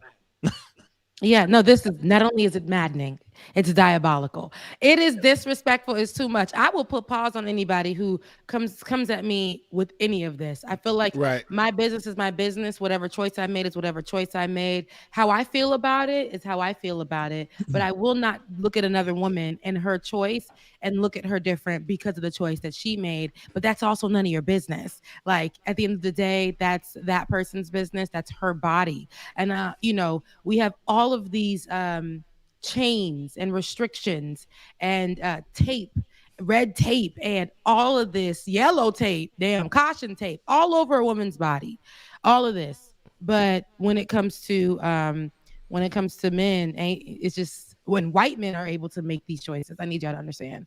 White men are able to make these choices for every woman in America, and I got a problem with that. But Pascal, I know we're towards the end of the show, or not the end of the show, excuse me. We're towards the end of your time. Yeah. You weren't here for a long time, but you were here for a good time. For a good time. In as a doppelganger for Benjamin P. Dixon, who's out today. Tell people where they can find you. Yes, please hop over to The Pascal Show, youtube.com/The Pascal Show. We get started in about 30 minutes. Yep, they get started in about 30 minutes. So those of you who are not Patreons, you can go over there. Look, slide on. I got the full slide. Like who is this man on the screen? That's Benjamin Dixon. That's Benjamin Dixon. That is Benjamin P. Dixon, because that is not Pascal. That's Pascal. That was before the panoramic. I was so Pascal. happy then. Right. Look, Okay. Right. I think all of us. stress. Look, face was, Freedom. everything was clear. Yeah. Yeah. Pascal, Yes. you want to hear a joke about paper? No. Okay. Yeah. Never mind. Yeah, go ahead. It's- Come on. Yeah. Never mind. It's terrible. Just say it already. He said it. Oh, that was a joke? Yeah, it's terrible. Terrible. Oh, you got that. That's Yeah, I corny, got it but quick. it's a dad joke. It's a dad joke. Are you a dad? No, I'm not. But Oh. at the same time, I understand corny. You know what I'm saying? I understand corny. But anyway, I apologize. I never get them. Okay, whatever. You never get them? No, I got Never. Like two. I probably got like 2 of them, right? But I never get them. I think it's because you're so focused on the next story. You know that brilliance is focused. Thank Lazy you. life. That you're it not is. looking at on the outside Talk about it. perimeters. Talk You about feel me? You better get I out got of here, you. Pascal. Hey, I always got you, man. Stop it. All Stop right. it. Get out of here. Seriously, get out of here. I'm just Much love, kidding. peace. We'll see you over at your show, Pascal. We'll be that show. Listen, fool. Listen, we're gonna take a quick break here.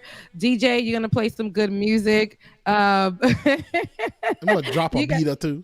Drop a beat or two. And while he's doing that, David, can you pull up some of that information for Haiti, because we're gonna get it on this episode, because we've been saying we're gonna get it, so we're gonna get it on this episode. All right, DJ, drop some music. We'll be right back with more Like It or Not. Told y'all it was throwback again. Shout out to Brother Pascal for joining us this morning. Make sure that after you leave here, you slide on over to the show, man. Don't want to miss that. It's some good stuff going on over there, y'all. Y'all make sure y'all stay tuned. We have more coming up next. And while we're waiting, let's go ahead and get the new patrons and Twitch subscribers read off as well, too. There you go. Suleiman H, Dan M, Dominique E, Anthony M, West Unrest, Indira S, and Larry S, our new Patreon members. New Twitch subscribers, we have Sammy Lee and the Kind Dragon, who gifted 1 community subscription. The Chicken Fried Dragon gifted subs to Game Set John, Axon Jackson, Hassan Abi, and Modernism. And then we have Muffet, who gifted 5 community subs. Sign at Night. There we go. Sign at Night cheered 6 bits. And Mr. Scaramanga cheered 100 bits, y'all. Make sure that if you have not already, shout out to y'all, man, and everybody that joined and our new subscribers and everything. If you have not already, please make sure that you go to patreon.com and join Like It or Not. Patreon.com/Like It or Not. Patreon.com/Like It or Not, y'all. Y'all stay tuned. We got more coming up. Drop one more song after this. Let's go. Let's get it.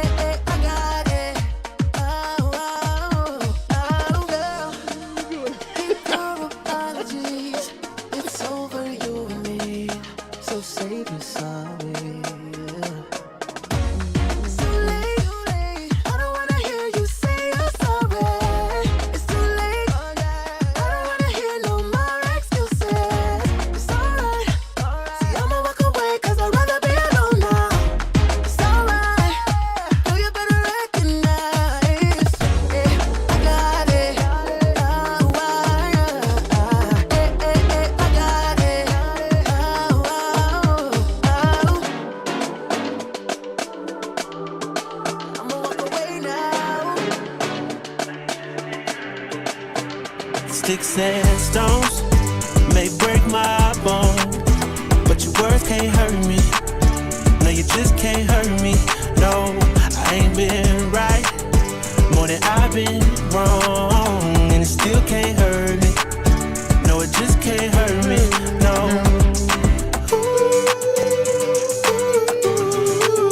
No, you just can't hurt me. No, you just can't hurt me. No, no, no. I know it's hard to be polite, and it's easy being petty. My mama used to tell All right, me, y'all. Make sure y'all stay tuned. We got more coming up next. It's either prison or a grave. That's what everybody tell me. Man, life ain't a beach, it's a female. Lily, good morning, Lily. Mark S, what's going on, Mark? Oh, yeah, now I done came through, knocking pictures off you walls. Loving people who persecute you. Nick, good morning, Nick. Path and the lamp under my feet. I know my faith strong, but my flesh still kinda weak. When that victory be looking like the verge of defeat, and I feel like disrespect, help me turn my other cheek and say sticks and stones may break my bone, but your words can't hurt B, me. good morning, B. No, you just can't Shout out to hurt Justice me. Draconis as well, too. I ain't been right. Moon meet somewhere in there as well. Good morning, Track Natasha. Still can't hurt Fred me. Hampton, what's going on? No, it just can't hurt me. No.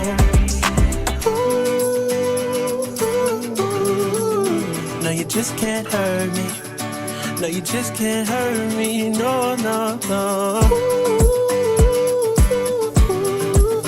No, you just can't hurt me. No, you just can't hurt me. No. See, it's hard to be polite. It's easy being petty. Mama used to tell me, gotta use you when you're ready. Cause I ain't working on my own timing. All right, y'all. Welcome back. My sister from another mytho, They say the world would be a better place if we take out the hate. Rebecca. I hope she's ready. Let's keep it real. It'd be better Okay. if we just subtract the fake. What y'all be acting like I be leaving here and not pulling back up? I do. I get in the kitchen and start eating. Oh. That's what happens. I get in the kitchen and I start eating and having a good old time. But anywho, Tucker Carlson. I don't be liking to talk about him, but you know, Tucker Carlson is always in the news for some BS on his own show. Wait, hold on. Let me fix my camera. Hold on. Wait, before we even get here, because you here and I'm here. Hold on. That's why I said, David, can you switch? No, David, what is that? There we go. Thank you. Look, because it was full face. What's happening?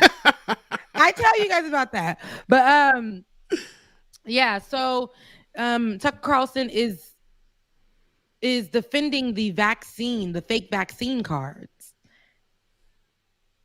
He's defending the fake vaccine cards. Of course he is. David, roll it. Charged 13 Americans with felonies for buying fake vaccination cards. Several of the suspects, according to prosecutors, were healthcare workers who've been told by the state they'll be fired unless they get the shot. So politicians telling doctors and nurses what medicine to take. That's exactly what they told us they were against for decades. Again, these are healthcare workers. They know the science of COVID far better than politicians, governors, prosecutors. So in good conscience, they've risked their careers to preserve their right to bodily autonomy, and now they're in jail for that. Now, these arrests will be used to justify digital health passports for the entire American population. That is true. Save this tape. In fact, Cyrus Vance has already enlisted big tech to help root out the disobedient in New York. Quote, "We need companies like Facebook to take action to prevent the fraud happening on their platform," Vance said. "Making, selling, and purchasing forged vaccination cards are serious crimes with serious public safety consequences." End quote. Except that's a lie. Buying a fake vaccination card is not a, quote, serious crime. It's not even close to a serious crime. What? Buying a fake vaccination card is an act of desperation by decent, law-abiding Americans who have been forced into a corner by tyrants. You know what's a serious crime? Forcing Americans to take drugs they don't need or want. That's a very serious crime. And let's hope in the end someone is punished for it severely. Prosecutors. Ooh, this man just said a lot of dumb things. He said getting the fake vaccination cards are from desperate Americans. Desperate. Americans. So they're so desperate that they're not desperate enough to go and get the vaccination itself, but they are so desperate to go on vacation, so they got to get the fake vaccination cards. They're so desperate to go into parties, so they got to get fake vaccination cards. They're so desperate to go into these places that require you to have vaccination cards. So they will get fake vaccination cards, but they're not desperate enough to actually save their life and the person's life next to them, maybe a family member, a friend, a random. They're not desperate to do that. So they'll go get fake vaccination cards. And they'll pay a guap to get a vaccination fake card. vaccination. Make it make sense to me. And this man is sitting on. He is sitting on not Beyonce's TV, not Dionne Warwick's Twitter. He on Donald Trump's. He's sitting on Donald Trump's dial-up internet. Dial-up internet. He's sitting on Donald Trump's used to be Mouthpiece Network. Okay. And saying this. Meanwhile, Donald Trump even vaccinated. His ass even vaccinated. It's really not giving what it's supposed to give. Oh, Tucker. He says Tucker is vaccinated too. That's what I'm saying. His punk ass is vaccinated too. But that's such a good point, because I say these people who sit in these seats and who are a part of these social environments and things like that, they're the ones that are problematic with this, because they'll tell people, the girl I told you about, the Haitian girl that will not be named, but she literally used her platform, and I would watch this and everybody would tag me in it because they're like, oh, Rebecca, you're Haitian, she's Haitian, and they would tag me in it. And this girl would use her platform and say, she would literally at the CDC and be like, what's up, people still getting sick and vaccinated, and she has mad followers and who were saying, yeah, that's why I don't get vaccinated, because I'm, the Haitian remedies or the Jamaican remedies or the Bahamian remedies. Sis, brother, partner, listen, that ain't it, because now she done got vaccinated. And I know I said this before, but I'm gonna preach it again today. She done got vaccinated, went on to social media to say, y'all just go ahead and get vaccinated. Somebody said, but didn't you say we weren't not to get vaccinated? She gonna pull up and say, hey, well, they require it from my work, so I went and got it. Right. But no, ma'am, you just literally drove so many people into sickness, into the herd of sick people with your words. But at the end of the day, you went and protected yourself for your coin, right? Because you knew if you were really so against it, you would have never got vaccinated. You would have never showed up, Tucker Carlson, to Fox News studios and sat your behind over there preaching an opposite word of what you're doing. How can we trust you? Right. How can we trust you? Who's at the door? Nobody, Rebecca. Oh my God. Oh. Bubba, how can I trust you? Who's at the door? One of my friends, Ty. I hope the friend is vaccinated. Is. Okay. Because we're talking about vaccinations, and I hope he heard the message, and I really hope that he is vaccinated, creeping out at 9:45 in the morning with the bag. Going to get breakfast. Y'all, yeah. I like that. Okay. Okay, friend. Stop playing. I'm not fooling with you. Anywho, can't stand you. But look, for real, it's like you would rather pay all this money to get a fake vaccine card when you can just go walk your ass into CVS or on one of these corner spots and get you a free vaccine. And that's what I wanted to say for Candace too. All of that hoopla, sis, when you could have actually went into the store, either purchased yourself a at-home what is it called? At-home COVID test, or just got the vaccination at CVS for the free. You have the option. You could have went to your Kroger, your local Kroger. You could have went to your local Walmart. You could have went to your local Publix. Everybody is giving vaccines nowadays. Okay, everybody. You have a choice. It's a man on the street selling vaccines right now for free. Hopefully they're real vaccines and not shooting people up with illegal drugs. Okay. Shooting up with that crack cocaine. No, we hope they are not doing that on the streets. Okay, we hope that's not happening on the streets. But no, I don't like that people sit in these chairs and they literally lie. Pause. I just saw the text message from Ben. He wanted me to tell you guys that snitches get stitches, as that was supposed to be towards the abortion story. Snitches get stitches. Literally. Oh God. I was about to say, what's going on?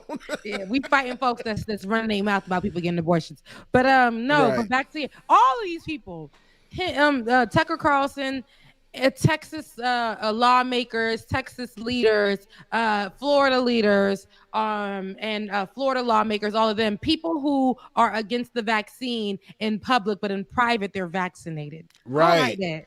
I don't understand why these people don't know that. Y'all sitting up here listening to these people talking about not getting vaccinated, but they sitting their ass in here vaccinated as hell. They're vaccinated as hell. Vaccinated as hell. So they probably already got his third dose already. He got money like that. He done got 4 doses because he know he can afford it. Yeah, I know. That immune system so strong. That man got 6 doses. He's pulling up like, listen, to hell with all you guys. Listen, I will not be a part of that number of COVID deaths, but you will be. And it's all because of my narrative that I'm pushing out there. And that's the problem. It's people in our community. It's people in the other community, in the clear community, in the brown community, in the in-between community, in all communities. Who cares? But there are people in your community I know today, family, friends, and all of them, who are so against the vaccine but aren't doing what they need to do to stay prepared for anything to happen to them, or to keep themselves in the house so that they don't put on anyone else, or who are checking themselves regularly. There are options for you. If you're scared to get the vaccine, if you're not getting the vaccine, I don't want to push that on you. But even though I've been surrounded by people who had COVID, I would love for you to get vaccinated. Not that you won't get COVID, but you will be healthy. You will live to at least have most of your body parts not taken away from you. Your option to be breathing on your own, and be able to go running and to do all those things shouldn't be taken away from you. Most likely, you guys, you'll be able to heal in the house. You won't be taking up a hospital bed for somebody else who needs it. Mm-hmm. You won't possibly give this to a family member or friend or a significant other. Just like James had somebody creeping at his house about to get him breakfast. He's vaccinated. He ain't got to worry about that. You know what? Ooh, and why David paid their ass gonna zoom in? Woo! Ooh, David got time today. David got time today. I want to do one more story. And that is going to be, I'm looking at the stories right now. I want to do Jen Psaki, who's going to be talking about, I think she got a little heated. She got a little like, listen, what you not going to do. That's what she did at the desk, okay, when they were asking her questions regarding the abortion law. But as a woman, I think in this day and age, I don't care, and especially I think she's a millennial woman too. We don't have it for y'all. I don't care what position that I have and what I'm representing. Whatever I stand for, I stand for. Now, I don't too much like Jen Psaki too much on a Tuesday and Thursday, but sometimes on Wednesdays and Fridays. Right. Sometimes on Wednesdays and Fridays, I like to see that box-colored ginger girl get it with the bob. I need to show you this video with Jen Psaki as well too that I'm looking for. But yeah, you're right. Go ahead. I'm sorry. But go ahead and play that clip for us, David. Up on the Texas law, why does the president support abortion when his own Catholic faith teaches abortion is morally wrong? Well, he believes that it's a woman's right, it's a woman's body, and it's her choice. Why does the president, who does he believe then should look out for the unborn child? He believes that it's up to a woman to make those decisions, and up to a woman to make those decisions with her doctor. I know you've never faced those choices, nor have you ever been pregnant, but for women out there who have faced those choices, this is an incredibly difficult thing. The president believes their rights should be respected. Go ahead. I think we got to move on. I think we have to move on. You've had plenty of time today. Go ahead. Green card. It was giving reclaiming my time. Reclaiming my time. Reclaiming my time. Yes, it was definitely giving that. But I think we have to move on. Okay, so you know how they say, how do you say this in like a professional manner or in the white way to say a certain kind of thing? I think we have to move on. I think we have to move on. That's the equation to reclaiming my time. Reclaiming my time. Yes, I think we have to move on. I think we have to move on. Okay, I live for it. Listen, we are not playing games. Women in this realm, we are not going to allow people, allow these white men, might I say, and no digression, to all of these white men, I refuse for you to have any say so over my body. Even if it were a black man, even if it were white women sitting in the room, y'all don't have no say so over your bodies. Are you okay with that? Are you okay with that? It's only when instances hit you close, then you want to do things in secret and not tell people that you are part of the abortion group, that abortion has affected you in some kind of way, and you have an abortion story, family, friends, or whoever, right? As a woman, we need to have rights over our bodies and our choices. We're talking like 6-week embryo. Now, I'm somebody who is pro-life in my own way for my own body. Right. But I've also experienced a situation where I had to go ahead and have an abortion myself. So, my views changed as life went on. But at the same time, I knew that in that particular moment for me, I could not have that child. Right. In that particular moment for me, I was not ready at all to have that child. And so now in my life, my views change for me, but for the next woman and their views and things like that, and whatever the case may be, I feel like that's that person's choice. Absolutely. That's that person's choice, and they should be able to have, the rights over their own body. My uterus, my coochie. Okay, my choice. My JJ, my choice. Okay, that need to be on the shirt. My JJ, my choice. What the hell are you talking about? Period. And like that's real, Rebecca. And I feel the same way you do. I mean, at the end of the day, I'm not a female myself, but I have my mother, 2 sisters, niece, and a gang of nieces. Mm-hmm. So at the end of the day, it is y'all decision. It is up to you. If you're not comfortable, if you're not ready, if you can't afford the pregnancy, if you can't, your health wise, you cannot able to do it. And then once again, if you're raped and you don't want to keep that baby, it's totally your decision and your choice. Yeah. No man should be able to tell a woman that they can't have an abortion or give them any drama or feedback or anything about what they're deciding to do with their body. Yeah. Basically what this is leading to now, y'all have this control, y'all have this law.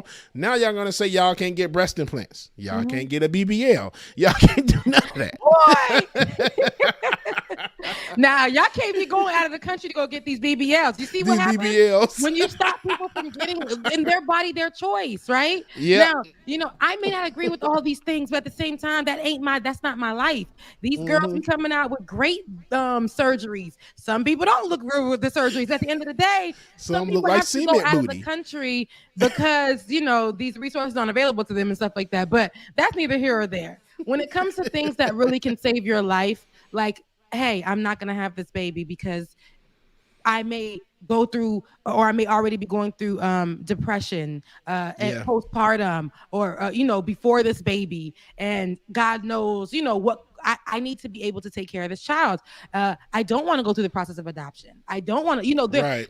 People have their thing. People have their choices, and I know it's hard for a lot of us to discuss it. Like, it's been years, for me to be able to even forgive myself in my way, but then at the same time, look at it from a point of view and like, hey, Rebecca, that was your choice in that time. And if you were now to be, in that position, you would have a different idea of it now because you're ready and you're at a different place in your life. But in that particular time in my life, it was depression. Barely had a home, barely had a car, and was left alone. You know what I'm saying? So, hey, to every woman, listen, to every woman, I stand in solidarity with you with the decisions that you make over your body. Like I said, yo coochie, yo choice.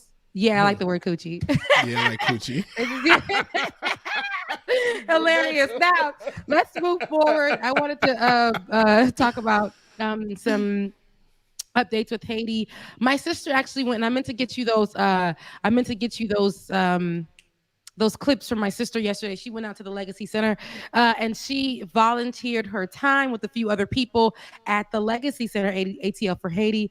Sis was out there looking a little rough. But she was definitely getting things done. And she was packing up the barrels, what you call them, the barrels, the dooms. She was packing up the barrels with what needed to be with the items that were necessary that were already donated. She was packing up the barrels to get them off to Haiti, to different parts of Haiti that ATL for Haiti has partnered with.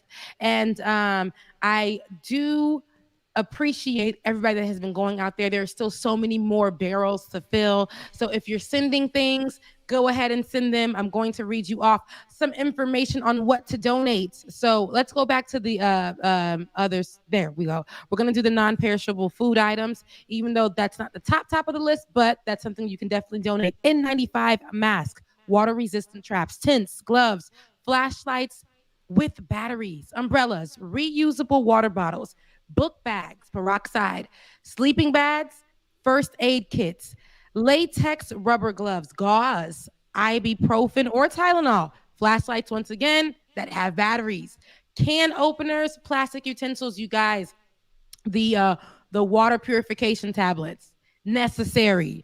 Water right now is what they need too. So when they do have water, for them to be able to drink it, cleanse it, and put them in those reusable water bottles so they can travel if they need to walk a distance, and plant themselves there until they get to a place that is shelter for them. A lot of people have been making the move, migrating or moving in Haiti by foot because they cannot drive on the roads. So everywhere they stop, they're going to need something to drink, and they're going to need something, so the plasticware is for them to package their food, take it with them, put them in their backpack, and keep it safe. So all these things are very, very important. To send it off, David, do we have the address up to? Okay, to send it off, you can do it from your home.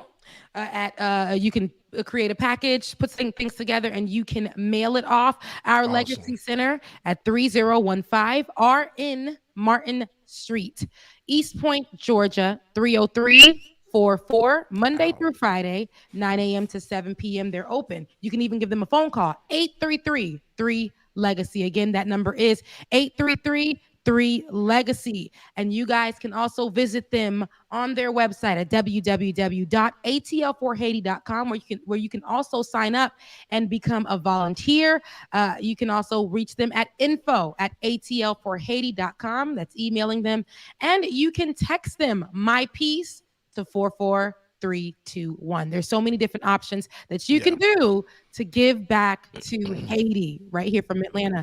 These are this is actual footage right here that you're seeing on screen from my brother Pasito, who was out there most recently giving out in the area of Jérémie, which is one of the areas that was hit the hardest. That area, Jérémie, from where my dad is from. Look at these tents, you guys.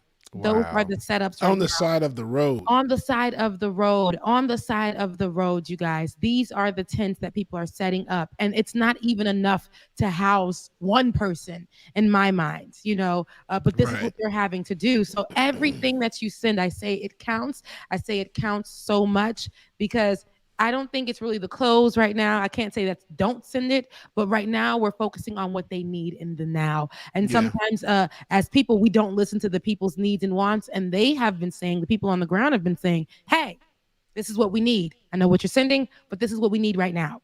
So we had to listen to the people on the ground and say, okay, we'll get you what you need and not what we think you need. So that's really important as well. If you would like to give, you can also do the same thing. Reach out to ATL for Haiti. I'm going there Saturday to go ahead and volunteer. If you would like to volunteer, once again, you can head over to atl4haiti.com and go and sign up to volunteer. They're going to need people for a really long time. Okay.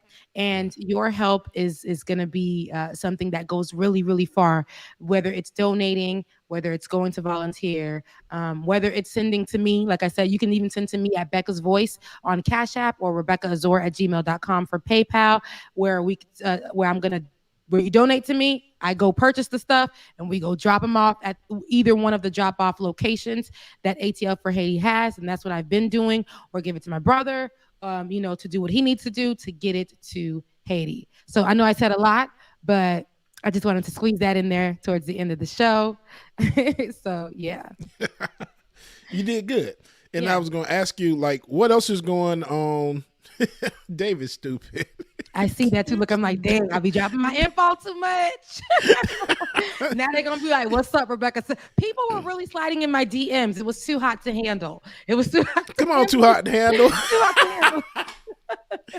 But Rebecca, like, is it me or has coverage slowed down? I mean, I haven't watched the news a lot, but is it me as coverage slowed down a lot on Haiti? Coverage has slowed down a lot. Coverage has slowed down a lot because what's funny is it's not as important anymore. Now, for me in my timeline, because I am Haitian, because I am part of the Haitian groups and things like that, it's still something that is prevalent on my timeline.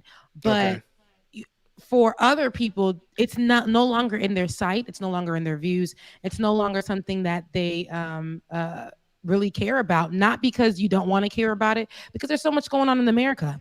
There's so much happening here, so the coverage, of course, look.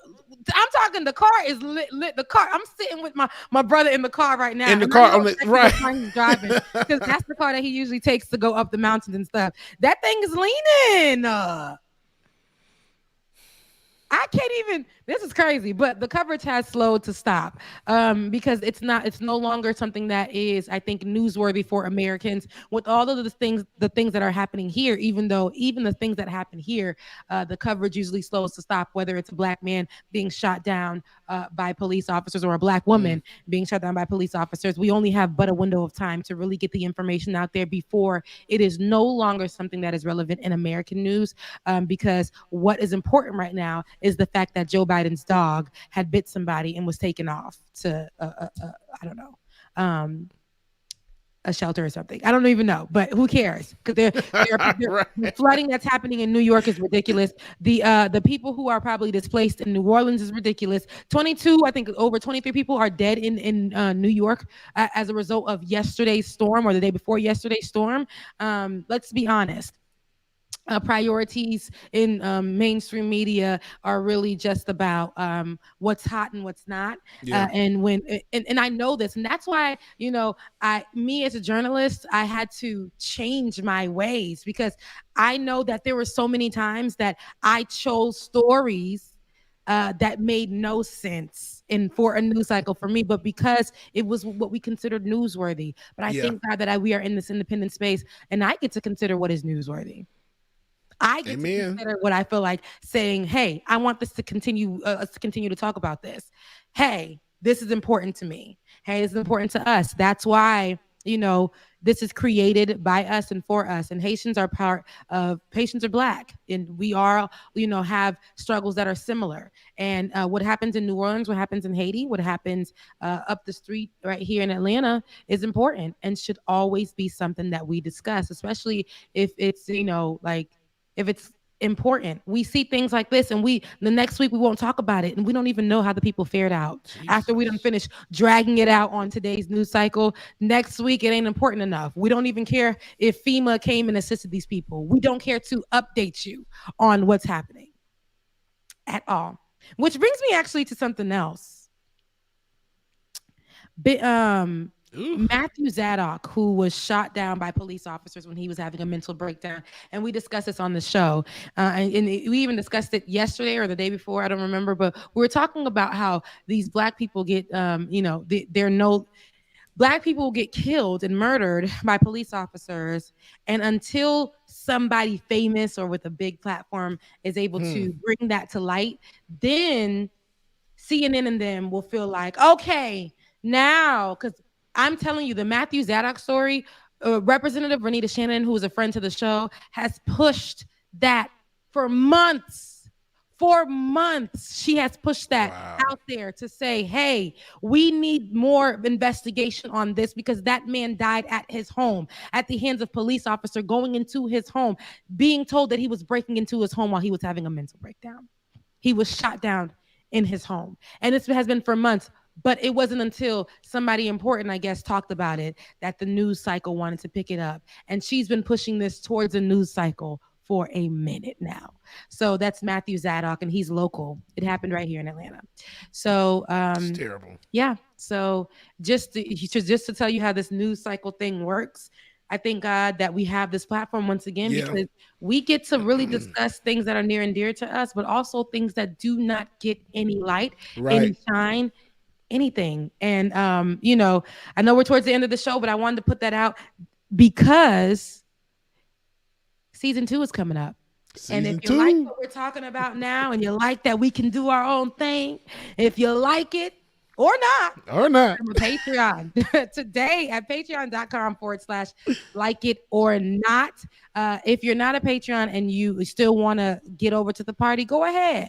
Drop something in the super chat. We'll let you in. Okay. David, drop that link for anybody who dropped a super chat today so they can have access to our after show on today's Friday show. If you don't want to hang out with us, that is not okay, but I won't hold you to it. Head over to Pascal show and go enjoy his segment and tell him who brought you there. Bubba, take it away. I love you guys. Mean it. See you in the after party. See you in the after party, y'all. Going bad. Just random splash on. I be running up a check and do the dash on them. They was sleeping on the kid, then I passed all them. I was waiting in the water, now I splash on them. Like, get ball, splash. Hit the frog, splash. White wall, splash. Jaggy jump, splash. Fuck up the drama, just me and my partners be grinding to fill up the bag. Add up the comments. All right, y'all. Make sure that he's not already, like Rebecca said, go to patreon.com/likeitnornot. Patreon.com/likeitnornot. Become a member so you can get access to the after parties and everything where it goes down and we let our hair down. Proverbial hair that is. And of course, you get to hear more, well, a little music in the pen, but we like to act the fool and do whatever we can in there. So make sure patreon.com/likeitnornot. Patreon.com/likeitnornot. We will see y'all Monday. Love y'all. Mean it. Brenda, good morning, Brenda Johnson. To the dashboard, I be in the pain, then I crash board. Y'all just act hard, get your sad card. I'm a jaguar. Inspiration for the generation like the Black Panther. On my job, I just spread my gift, do it every year. I'm Secret Santa. Sweet home, no Alabama. On the floor like David Banner. Pinky ring on Super Bowl, see me high stepping like Deion Sanders. Melanie Dennis, good morning. I've been watching y'all about to change the channel. Got a chick waiting on speed dial, and she got the drop like Louisiana, like going bad on them. I be running up a check and do the dash on them. They was sleeping on the kid, then I passed all them. I was waiting in the water, now I splash on them. Like, get a ball, splash. Hit the frog, splash. White wall, splash. Jaggy jump, splash. Woke up the drama, just me and my partners be grinding to fill up the bag. Add up the comments, she look at the diamonds, lil' mama gon' rock with the splash. So many people that didn't believe. I set the goal up and then achieve. Family get business like Genevieve's. About to set up a show out in Tel Aviv. Shattered your ass, you can't mirror me. Got my cash in the safe like the embassy. Like my women, all dollars, some Hennessy. Got me dripping, especially the 7 C's. Mad Hardy, how I flip with the flow. Kitchen table with the mic on. Nigga sweating my style like it's hustling and flow. Mr. Rue, this one is. I like this one. Never take a break like Curtis Blow. Looking for anyone better, you never gon' find it like when you just lost your remote. Andy Guerrero, the frost splash. Pull up with the flavor like DoorDash. Came with the drip in the middle of summer. My style just be changing the forecast. Environmental Coffee House, how you doing? Good morning. David, don't forget to drop that link for me, please. Once I get open, I'm taming the beast. All of these wins in my circle of greatness is like a tornado. That shit was a breeze. You ask for a verse, you gon' pay me the fee. Crazy as hell if you think it was free. My energy sacred, you niggas ain't breaking my cheek. I'm splashing on y'all like a creek. Wow. Get a ball, splash. Hit the frog, splash. White wall, splash. Jaggy jump, splash. Fuck up the drama, just me and my partners be grinding to fill up the bag. Add up the comments, she look at the diamonds, lil' mama gon' rock with the splash. Get a ball, splash. Taj Newby, good morning. Brother Tiger.